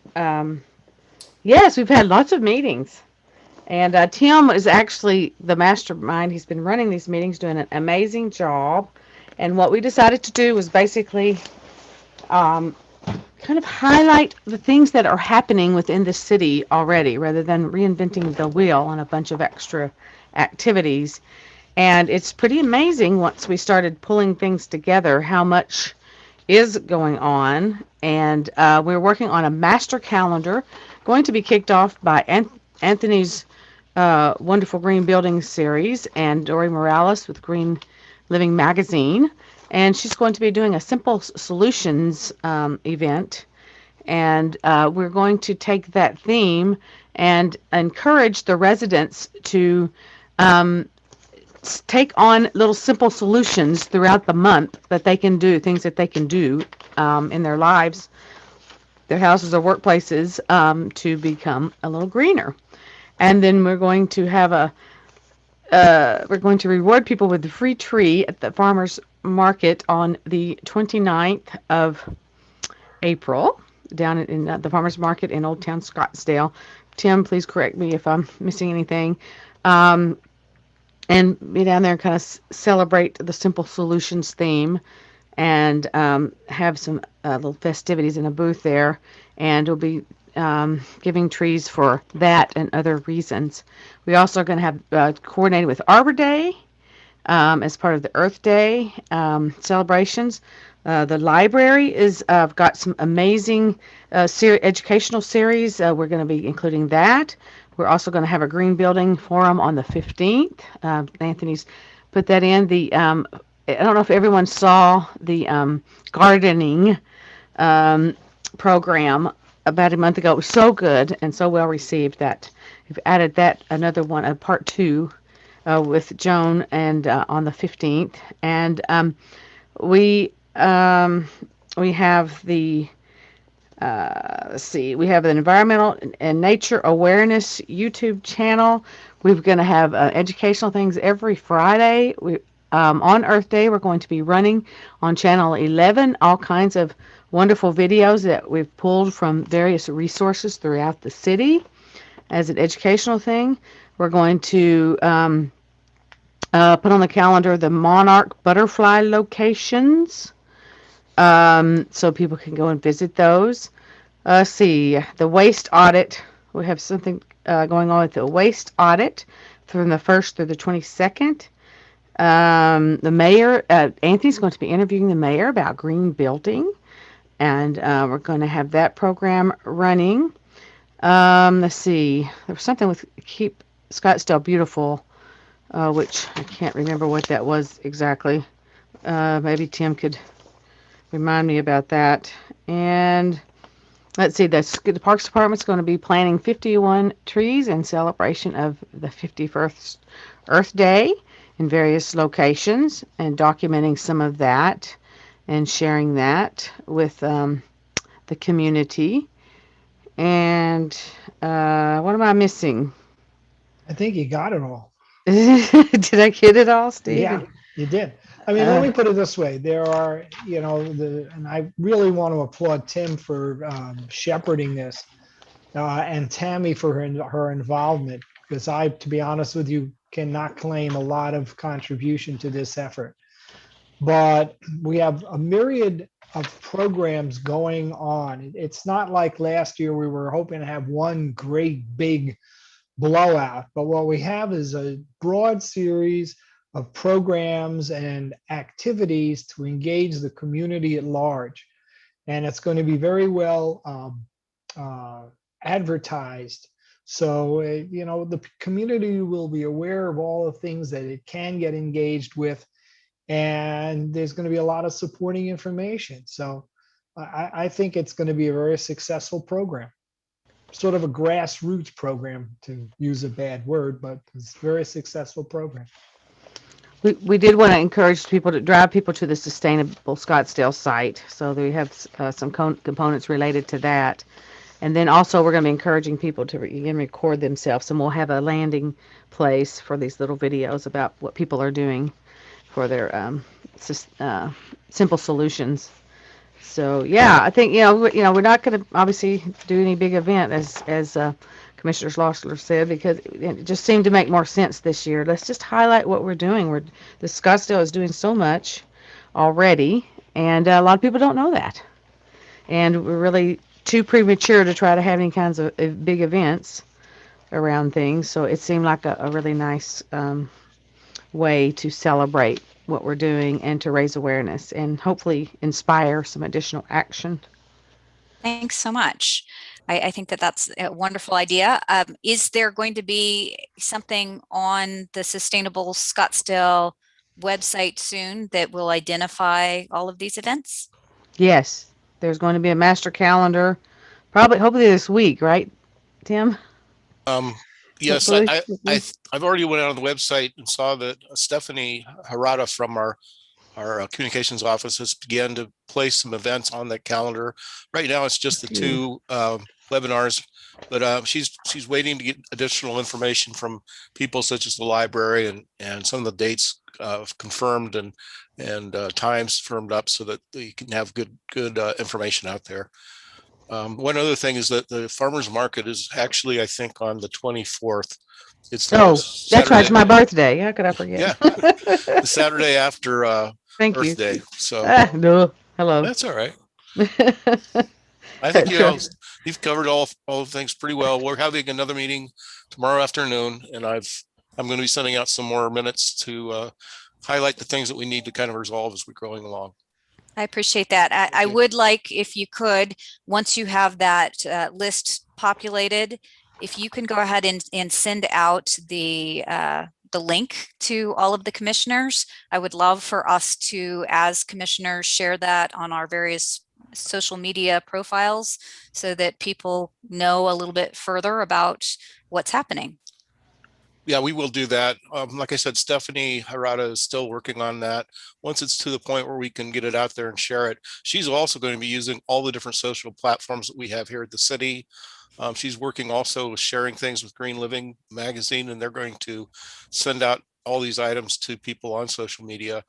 And the different things the citizens are going to be submitting is also going to be done, I believe, through social media platforms. So it's kind of the new wave of the future. It's out of my wheelhouse, but we've got some good people working on it. Appreciate that. Do we have any questions or comments? Okay, if seeing none, let's go to our next item, item number 6, discussion and possible commission recommendations regarding the general plan update process. So I went through and developed a very basic structure for a document that we can use to convey comments to the mayor and council. It was included in the agenda packet. So I think hopefully everyone has had a chance to review it. It basically just says, hey, we appreciate the opportunity to participate. We're supportive of the process, and it identifies some, significant changes we would like to see. One of them includes the premise that we would like to have one or more climate action goals in the environmental planning element. And the other one was just this identification of qualifier words, primarily because some of the qualifier words really do dilute, I think, the intent of the goal. The example there being work toward becoming a net zero energy as opposed to become a net zero energy community, which I think we would all agree is what we would say as a goal as opposed to just the working towards the goal. Anyway, those were just, starter phrases or bullets for us to consider. I did want to bring up, in addition to this, we have had a couple of public comments that have included additional recommendations. One of them submitted by our former chair.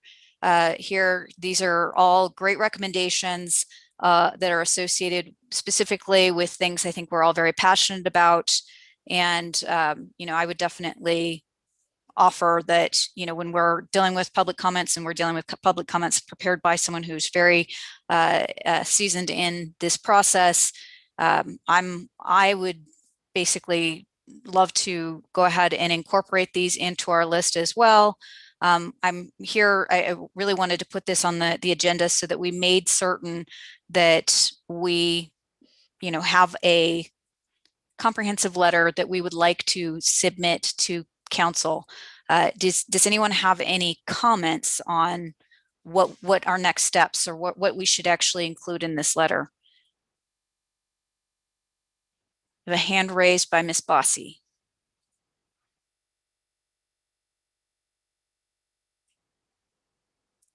I neglected to say, I'm sorry, there were two sets of comments, one by Ms. McCohen and the other by Mr. Kevin Edwards.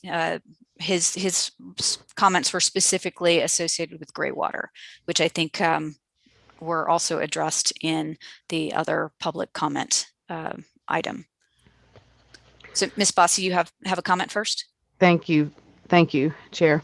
Okay, yes, first in support of the climate.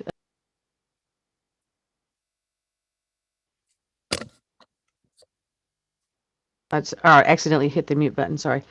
In support of your climate reference in your letter, I did come up with a short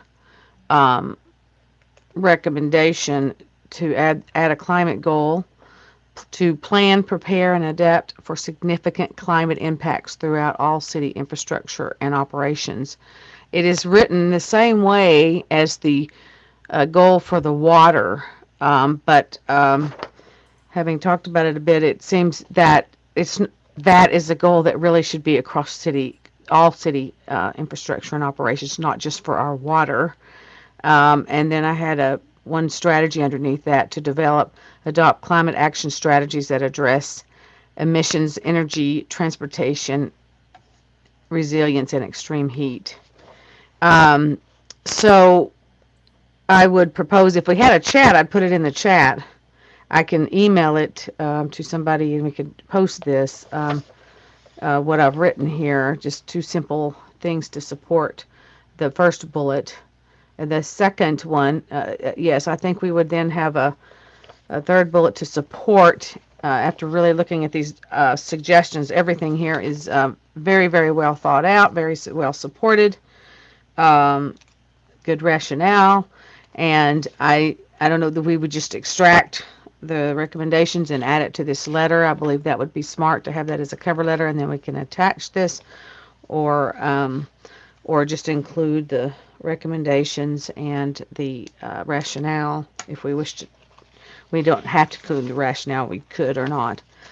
So I guess, just once we have more conversation before we do any kind of a motion, I think. But I'm certainly prepared to make a motion. I appreciate that. I appreciate that. And what I have written down here as additional text that you've identified to include in this letter when we talk about one or more climate action goals, I have the climate goal of plan, prepare, and adapt for significant climate impacts throughout all city infrastructure and operations. Yes. That was the goal that you recommended. And then I have, in terms of supporting policies, develop and adopt and implement climate action strategies that address typical areas, something like that. In climate, what were the items? Yeah, develop, adapt, and implement climate action strategies that address items such as emissions, energy, transportation, resilience, and extreme heat. Okay. Those are items that I've seen in other climate action plans. So I was using that as a baseline for kind of just an example. Okay. Because a lot of these do have examples to give a little bit more context to them throughout the plan. Okay. Thank you. Thank you. Mr. Johnson, you have your hand up? Yeah, thanks. Let me just second the idea that our former commission chair is extremely thorough. I read her comments, extremely thoughtful, extremely well supported. Also to make the comment that, it was emphasized when I was on this general plan committee, it was emphasized to me, and I think I emphasized it to this commission, that public comments directly to the policymakers are good too. So obviously, if she hasn't already, she should submit those as a citizen to the council, as well as the other letter that we received regarding gray water. And just on gray water, I don't know enough about that topic, and my fear is that it would require an hour-long presentation or something. I'm just baffled as to why there's a dispute here, why the city would take a position one way or another on it. Apparently they have, according to these letters. So I might just avoid that issue, because my guess is it's going to take a lot of ramping up to become expert on that. And I don't know the truth, probably somewhere in the middle there, but that's my comment. Thank you. Appreciate that. Mr. Schlosser? Yes, I have to argue against Commissioner Johnson's position about gray water. I read both of the inputs, and gray water, which is now currently being diverted into the wastewater stream, represents something that can offset the use of potable water in residences. And there are certain financial reasons, I'm sure, that the city would prefer to have the water go through the recycling plant.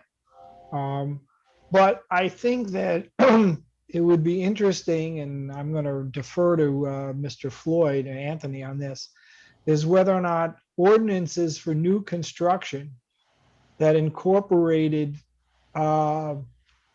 space or the ability to manage gray water for irrigation, for local irrigation purposes might not make some sense.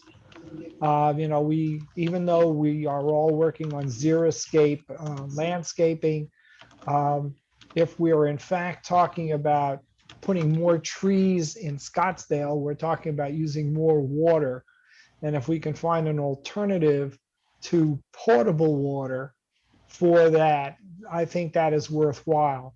And again, even in terms of construction ordinances that incorporate rainwater harvesting, although, you know, that's not going to, given our current drought conditions, we may not harvest a lot.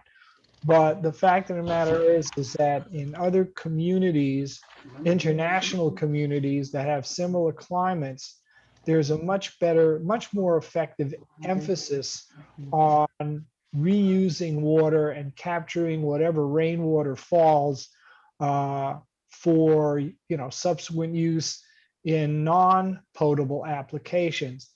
And I guess I was taken aback. I didn't capture that the gray water issue had been completely removed from the 2035 general plan.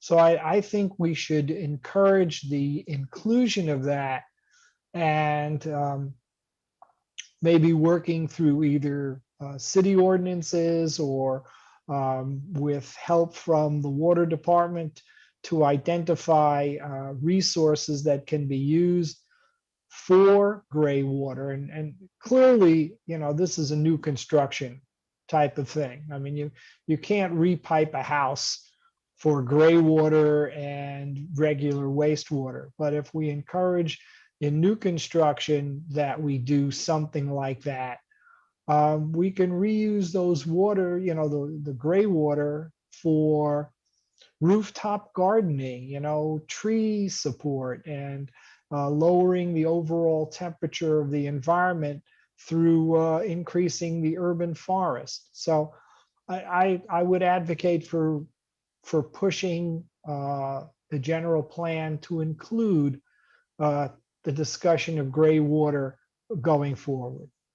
Thanks for that. Mr. Branovic.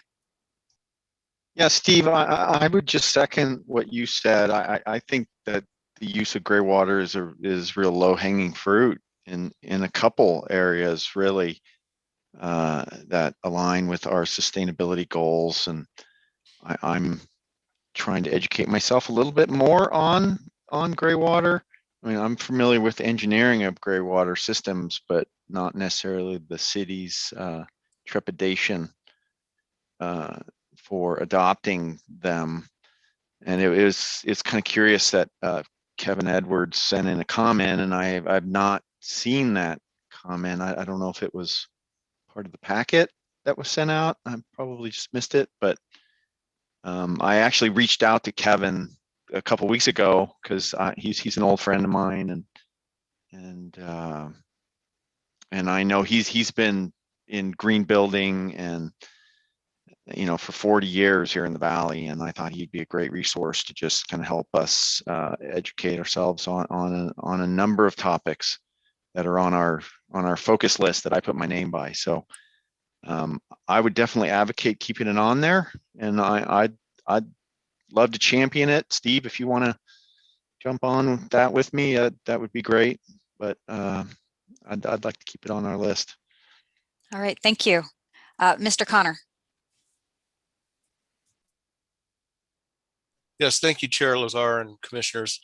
The gray water system that you guys are all talking about, right now you would be at direct odds with our current water resource director, Mr. Biesmeyer. We have certain agreements which take a large amount of the water and treat it and send it up to a system that's watering, I think, 23 golf courses right now.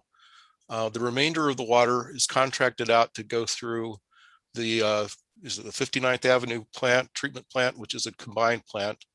So basically what he has been telling everyone is that that water is spoken for, and he does not want to encourage a large amount of gray water usage, because he says that they need that water in the system to make all these things work. I have to agree with Steve that, there is an educational process here. I'm not sure how many of you went through the Water Academy. I think that it was probably talked about at that, but if we need to, maybe we can have Mr. Biesmeyer come in and talk about that. But it is a different approach than what I know that Kevin's after. Anthony knows about it as well. And I think that it would make sense if we didn't already have this water spoken for. So that's my comment. Thank you all. Thank you. Ms. Bossy. Thank you, Chair. Okay. The state of Arizona has got some pretty, well advanced concepts about gray water, as Kevin Edwards did note here. And the people are paying for the water, and they ought to be able to water their plants with it if they wish to. I actually had a client who's from Canada, and they used it a lot, and he had a very frustrating experience that he shared with me when he tried to add gray water when he was just doing a simple remodel. But he did manage to do it. But it seems to me that this commission would be serving the citizens better if we went ahead and included it in our recommendations, and then should, if the process doesn't leave it in, then so be it.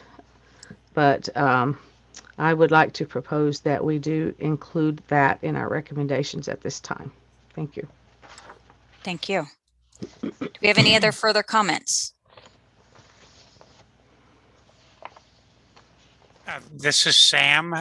Could I ask, was there a more informed reason why gray water was taken out of the general plan?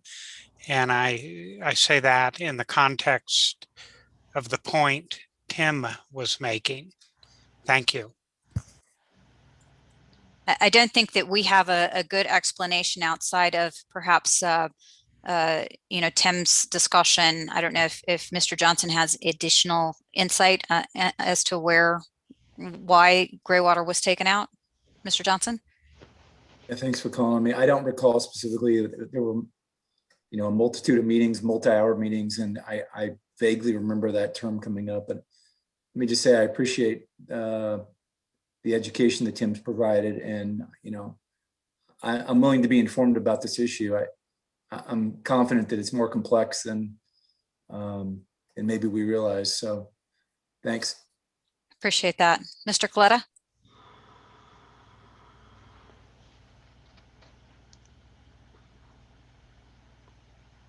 Mr. Coletta, you have your hand up.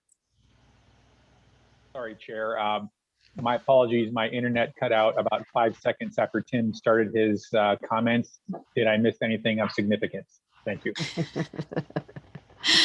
I think that Tim indicated that the water department is concerned about championing gray water because they do need the water that we use as wastewater as part of their reuse efforts.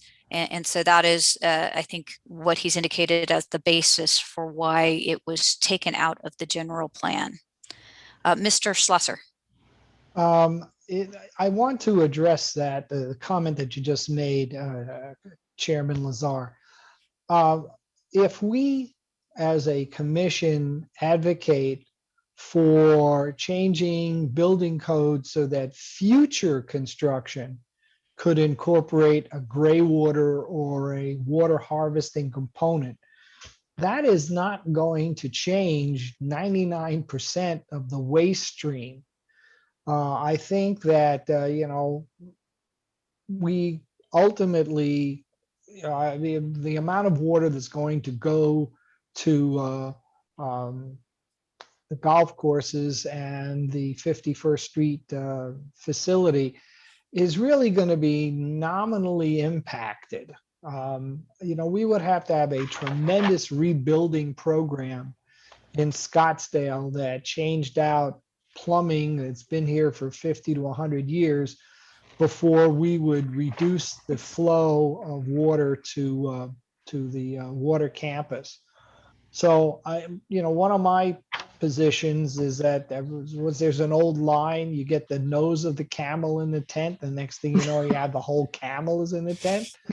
But I don't see that this is one of those kinds of issues. I think that if we create zoning modifications that allow for gray water systems, I point to the fact that as Anthony has commented, we changed our building codes to allow for spaces on roofs or new construction to have solar panels. We allowed in new construction to have electrical vehicle charging within garages. But it doesn't mean that every new house is going to have a solar panel, and it doesn't mean that every garage is soon going to be filled with an electric vehicle. I think that encouraging creative use of secondary water is going to be critical, because unless the 20-year drought that we've been in reverses itself dramatically in the next couple of years, we're going to be either in a stage 1 or a stage 2 drought contingency situation. We may even be in stage 1 by this summer. And we're going to be looking to save every drop of water or use every drop of water we can. And I think that the commission, in support of sustainable Scottsdale, should make the case that people should have the opportunity to choose this if they so do. Okay. All righty. Thank you. Okay. Mr. Kukulik? Yeah, I would just second that. It ends up being an economic issue a little bit for the city and the water district, right? Gray water they can't resell, so they're losing opportunity to sell more water, which then affects the economics for the city and the water district, right? So that's one of the problems that I see, but I couldn't agree with Commissioner Schlesinger more that there's so many external benefits beyond the sale of water for the city or the water district that we should be encouraging gray water usage when appropriate. All right, thank you. Mr. Bonovic? Yeah, Ryan, I'm sure what you said is absolutely true, that this is a more complicated issue than we probably realize, but I'm scratching my head a little bit here with Tim, your comment about about the city kind of having their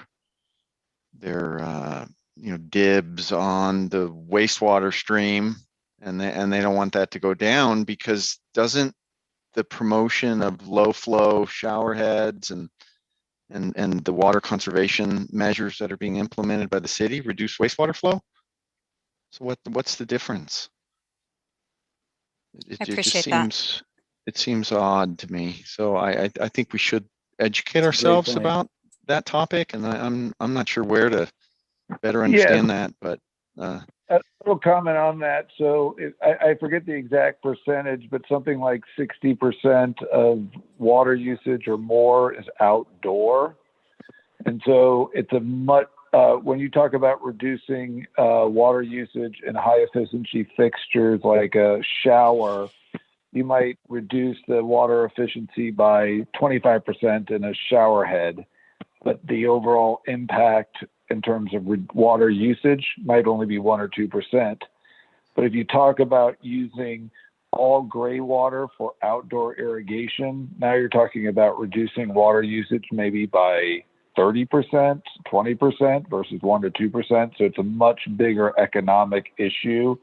And Scottsdale is not the only one. If you look at Las Vegas, Denver, all across the West, this fight over gray water is not unique to Scottsdale.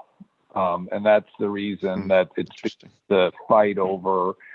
It sounds good. I mean, and I'm not, this is no, Scottsdale Water District is one of the best in the country, but the small improvements around improving water fixtures of high efficiency toilets or high efficiency, faucets or showers is much smaller in terms of reducing outdoor water usage through gray water use.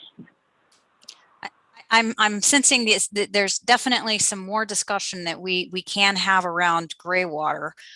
This is, supposed to be a discussion about comments on the general plan. I do believe that we can probably become much more educated on this and go further into detail on it. I would love to go through and continue to talk about this, but we are very close to the end of our scheduled time. Mr. Stockwell, is there something that you need to add to this discussion before we continue on with our discussion of comments?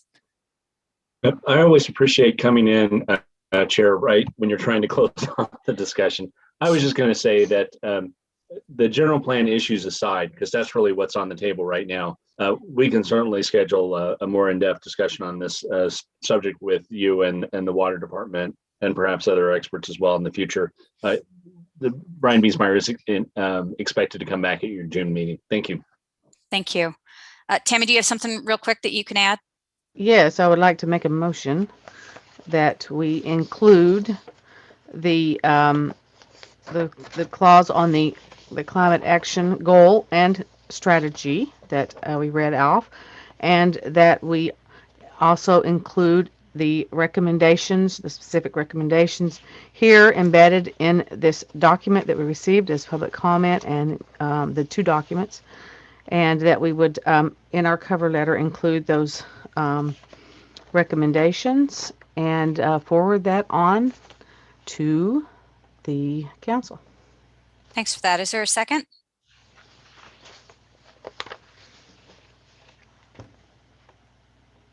This is David Branovic. I second that motion. Thank you so much. Can we go ahead and have a vote, a roll call vote on the premise of taking the letter that we received in our packet, adding the climate goal and proposed policy associated with climate action strategy development, and then also adding the recommendations that we received as public comment in the letter to mayor and council, and sending that off as recommendations from our council. Can we go ahead and have a roll call vote on that? Certainly. Chair Krisman Lazar. Yes, please pass. Okay. Vice Chair Coletta. Yes. Commissioner members David Abranovich. Approve. Tammy Bossi. Approve, yes. Walter Kukelik. Approved. Ryan Johnson. I'm going to abstain on the basis that I don't feel like I know enough about the gray water issue. Thank you. Okay. Thank you. Commissioner Schlosser. No, I'm concerned about including all of the comments from the public commentary.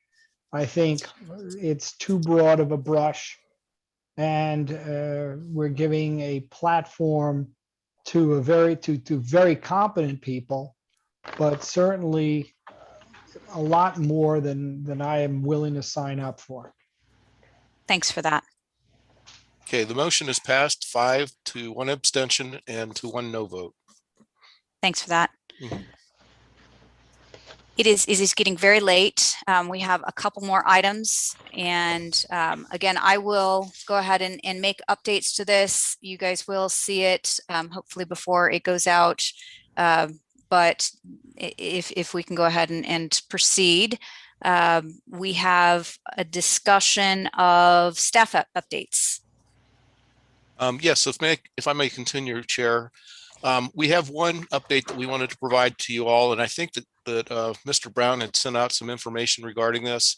The city is considering going into having public meetings in a hybrid fashion, which would mean you would have the opportunity to either attend the meeting in person or attend the meeting in virtual. The public would still not be included into the meetings. They would still have to watch it from the YouTube channel. But there is something that we can be talking about. Sam and I had thought maybe April would be too soon, but it's up to you all for that. We can have that kind of discussion offline, and I guess what we can do is then I'll just send out the information that Sam had brought out, and you all could please send comments directly to Sam or myself or both, and then we can then compile those comments. That's all. Thank you. Oh, go ahead, Sam. Yes. Tim, this is Sam. I have received comments from, I believe, about 4 of the commission members individually. Very good. Okay. Okay. Thank you. Thank you. That's all. Next item I have is green building updates. Chairman Lazar, I believe you pretty much are updated now because we talked about the green building webinars as part of the Earth Month events. But I will mention that we're still working on preparing to adopt the new energy code with amendments, and we'll be prepared to present it to the commission in April or May. That's it. Thank you so much. Thank you. Mr. Stockwell, do you have an update on the Sustainable Scottsdale Steering Team? Certainly, Chair, members of the commission, we continue to meet as we do every month. Our primary focus this month was on the sustainability plan and sustainability indicators presentation that you heard earlier tonight. I wanted to add 2 things. In the solid waste initiative, the outreach and education team has moved into the city parks now to conduct waste stream audits. And they have provided an updated list of compostable materials for all the parks. So they're working on that. And then they also identified a number of city facilities as being recycling champions for continuous low recycling contamination, and also for the greatest increase of recycled material during the audits that they do.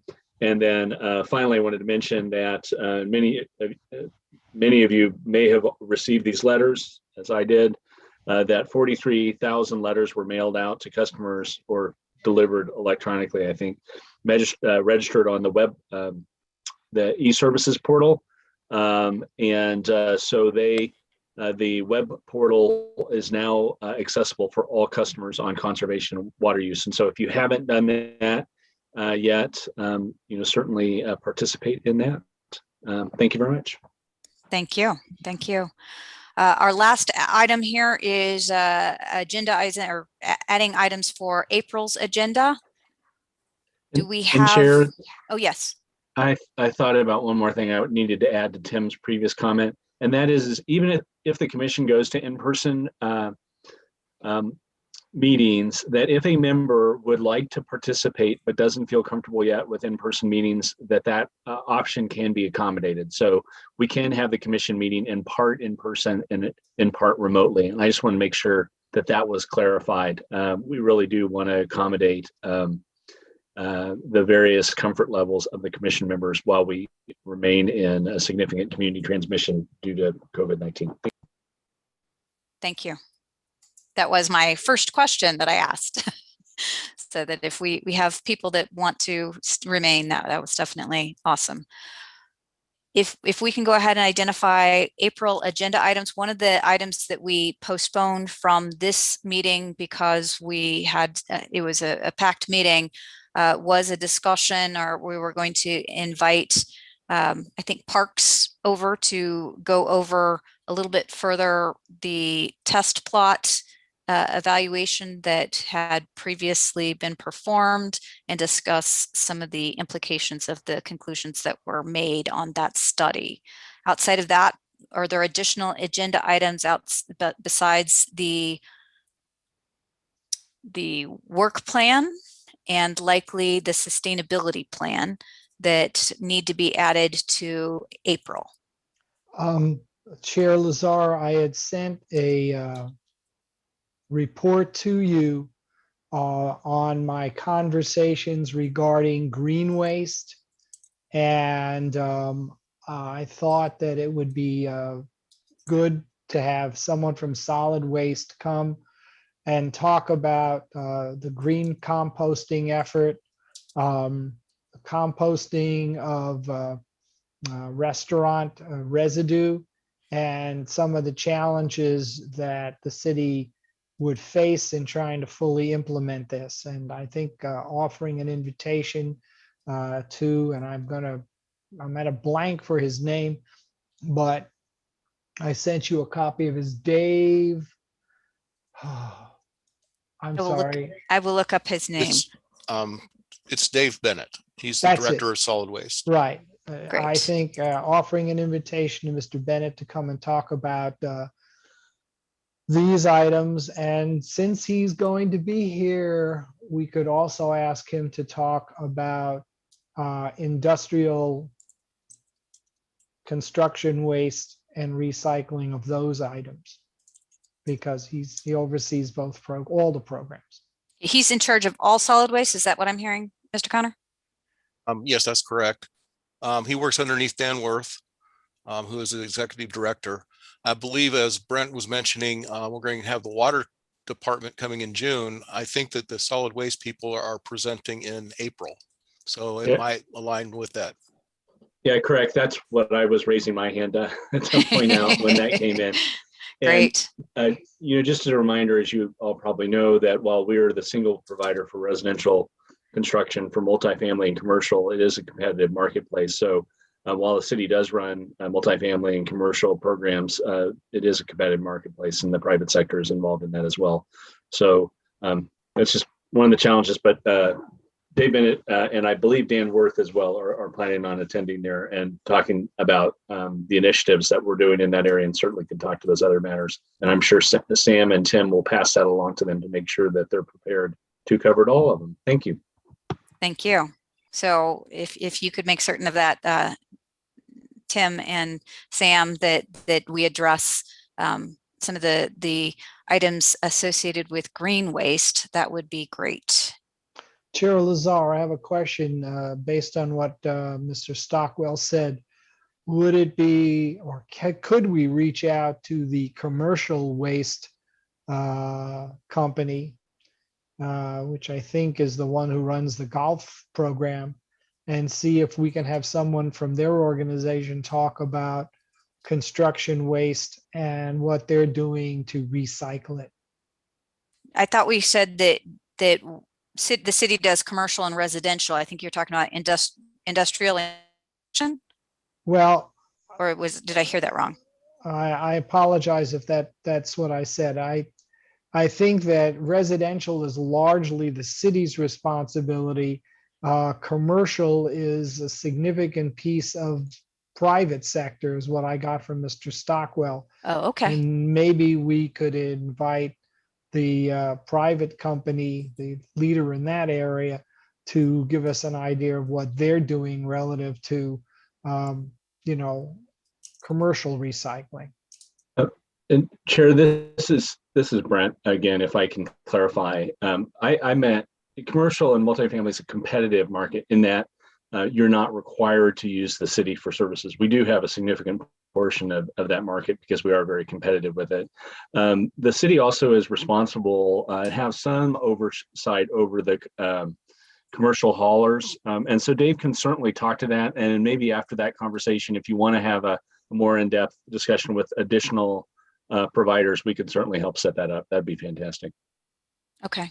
That seems like a reasonable approach. Mr. Salter? Yes, I agree with you completely. And since everyone has seemingly gotten my name very complicatedly confused, could I just be known as Commissioner Steve from here on out? It's just so much easier. Commissioner Steve. There you go. Henceforth. Thank you. Ms. Bossy.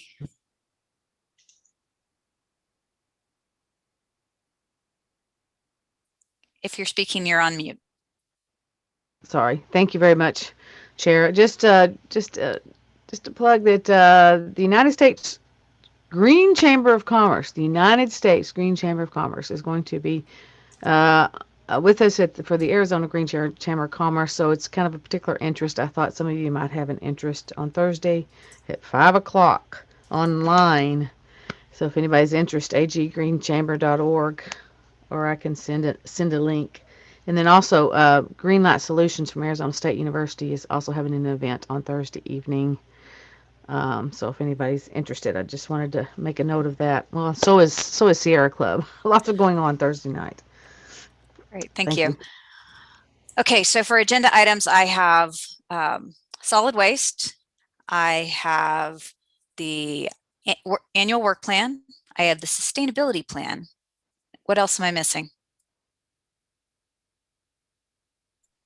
I This believe is Go ahead, Sam, Sam. the turf test plot. The turf test plot. Got it. Do we have any other? Tammy, you have your hand up, or I don't know if it's just from previous. You did say annual plan, right? Yes. I don't know if we have to reiterate things that are ongoing. We also, the general plan, we have that just, again, I hope, as well, just in case, because things are happening quick. And we know that Councilwoman Whitehead has basically been assigned to be working on it, and she has communicated some, so we probably will be hearing from her. So we make sure that's on the agenda for next time. Great. That would be great. Thank you. And then I'm pretty certain, did we have, Sam, did we have the mayor coming? Was that in April? The mayor is coming in May. It's May. Okay, great. Great. Okay. Do we have any other comments or requests for things on the agenda for next meeting? In the future, if we have items that we want to go ahead and continue to work on that are on the work plan, please use this time during our future meetings to identify items that we want to basically move up for further discussion as a group.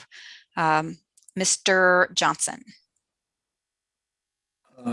Madam Chair, great meeting. I am going to move adjournment unless Anthony Floyd has something that he needs to share before I move that. Mr. Floyd. Yes, sorry.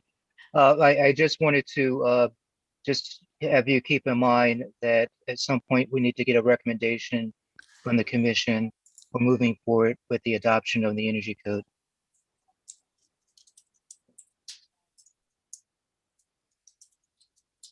Is there a preferred timeline on that, Anthony? By April, May timeframe, June at the latest. Make it another agenda item for next month. Yes. Yeah. Let's go and include that as an agenda item as well. Ms. Bossy? Thank you. I just want to remind everybody to tune in on April 1st to the Green Building Series that's going to launch our Earth Day, since it will be before our next meeting. Thanks for that. Do we have a second on the move to adjourn? I second. If we have anyone who objects to us going ahead and adjourning? I don't think we do. Thank you so much, everyone. It was a long meeting. I appreciate your time. We will try to do better and not pack us too far into it, but there were a lot of items that we really had to address this time. Thank you so much. I appreciate it. This meeting is adjourned. Excellent meeting. Thank you. Good job, Thank you. Chairperson. Thank you.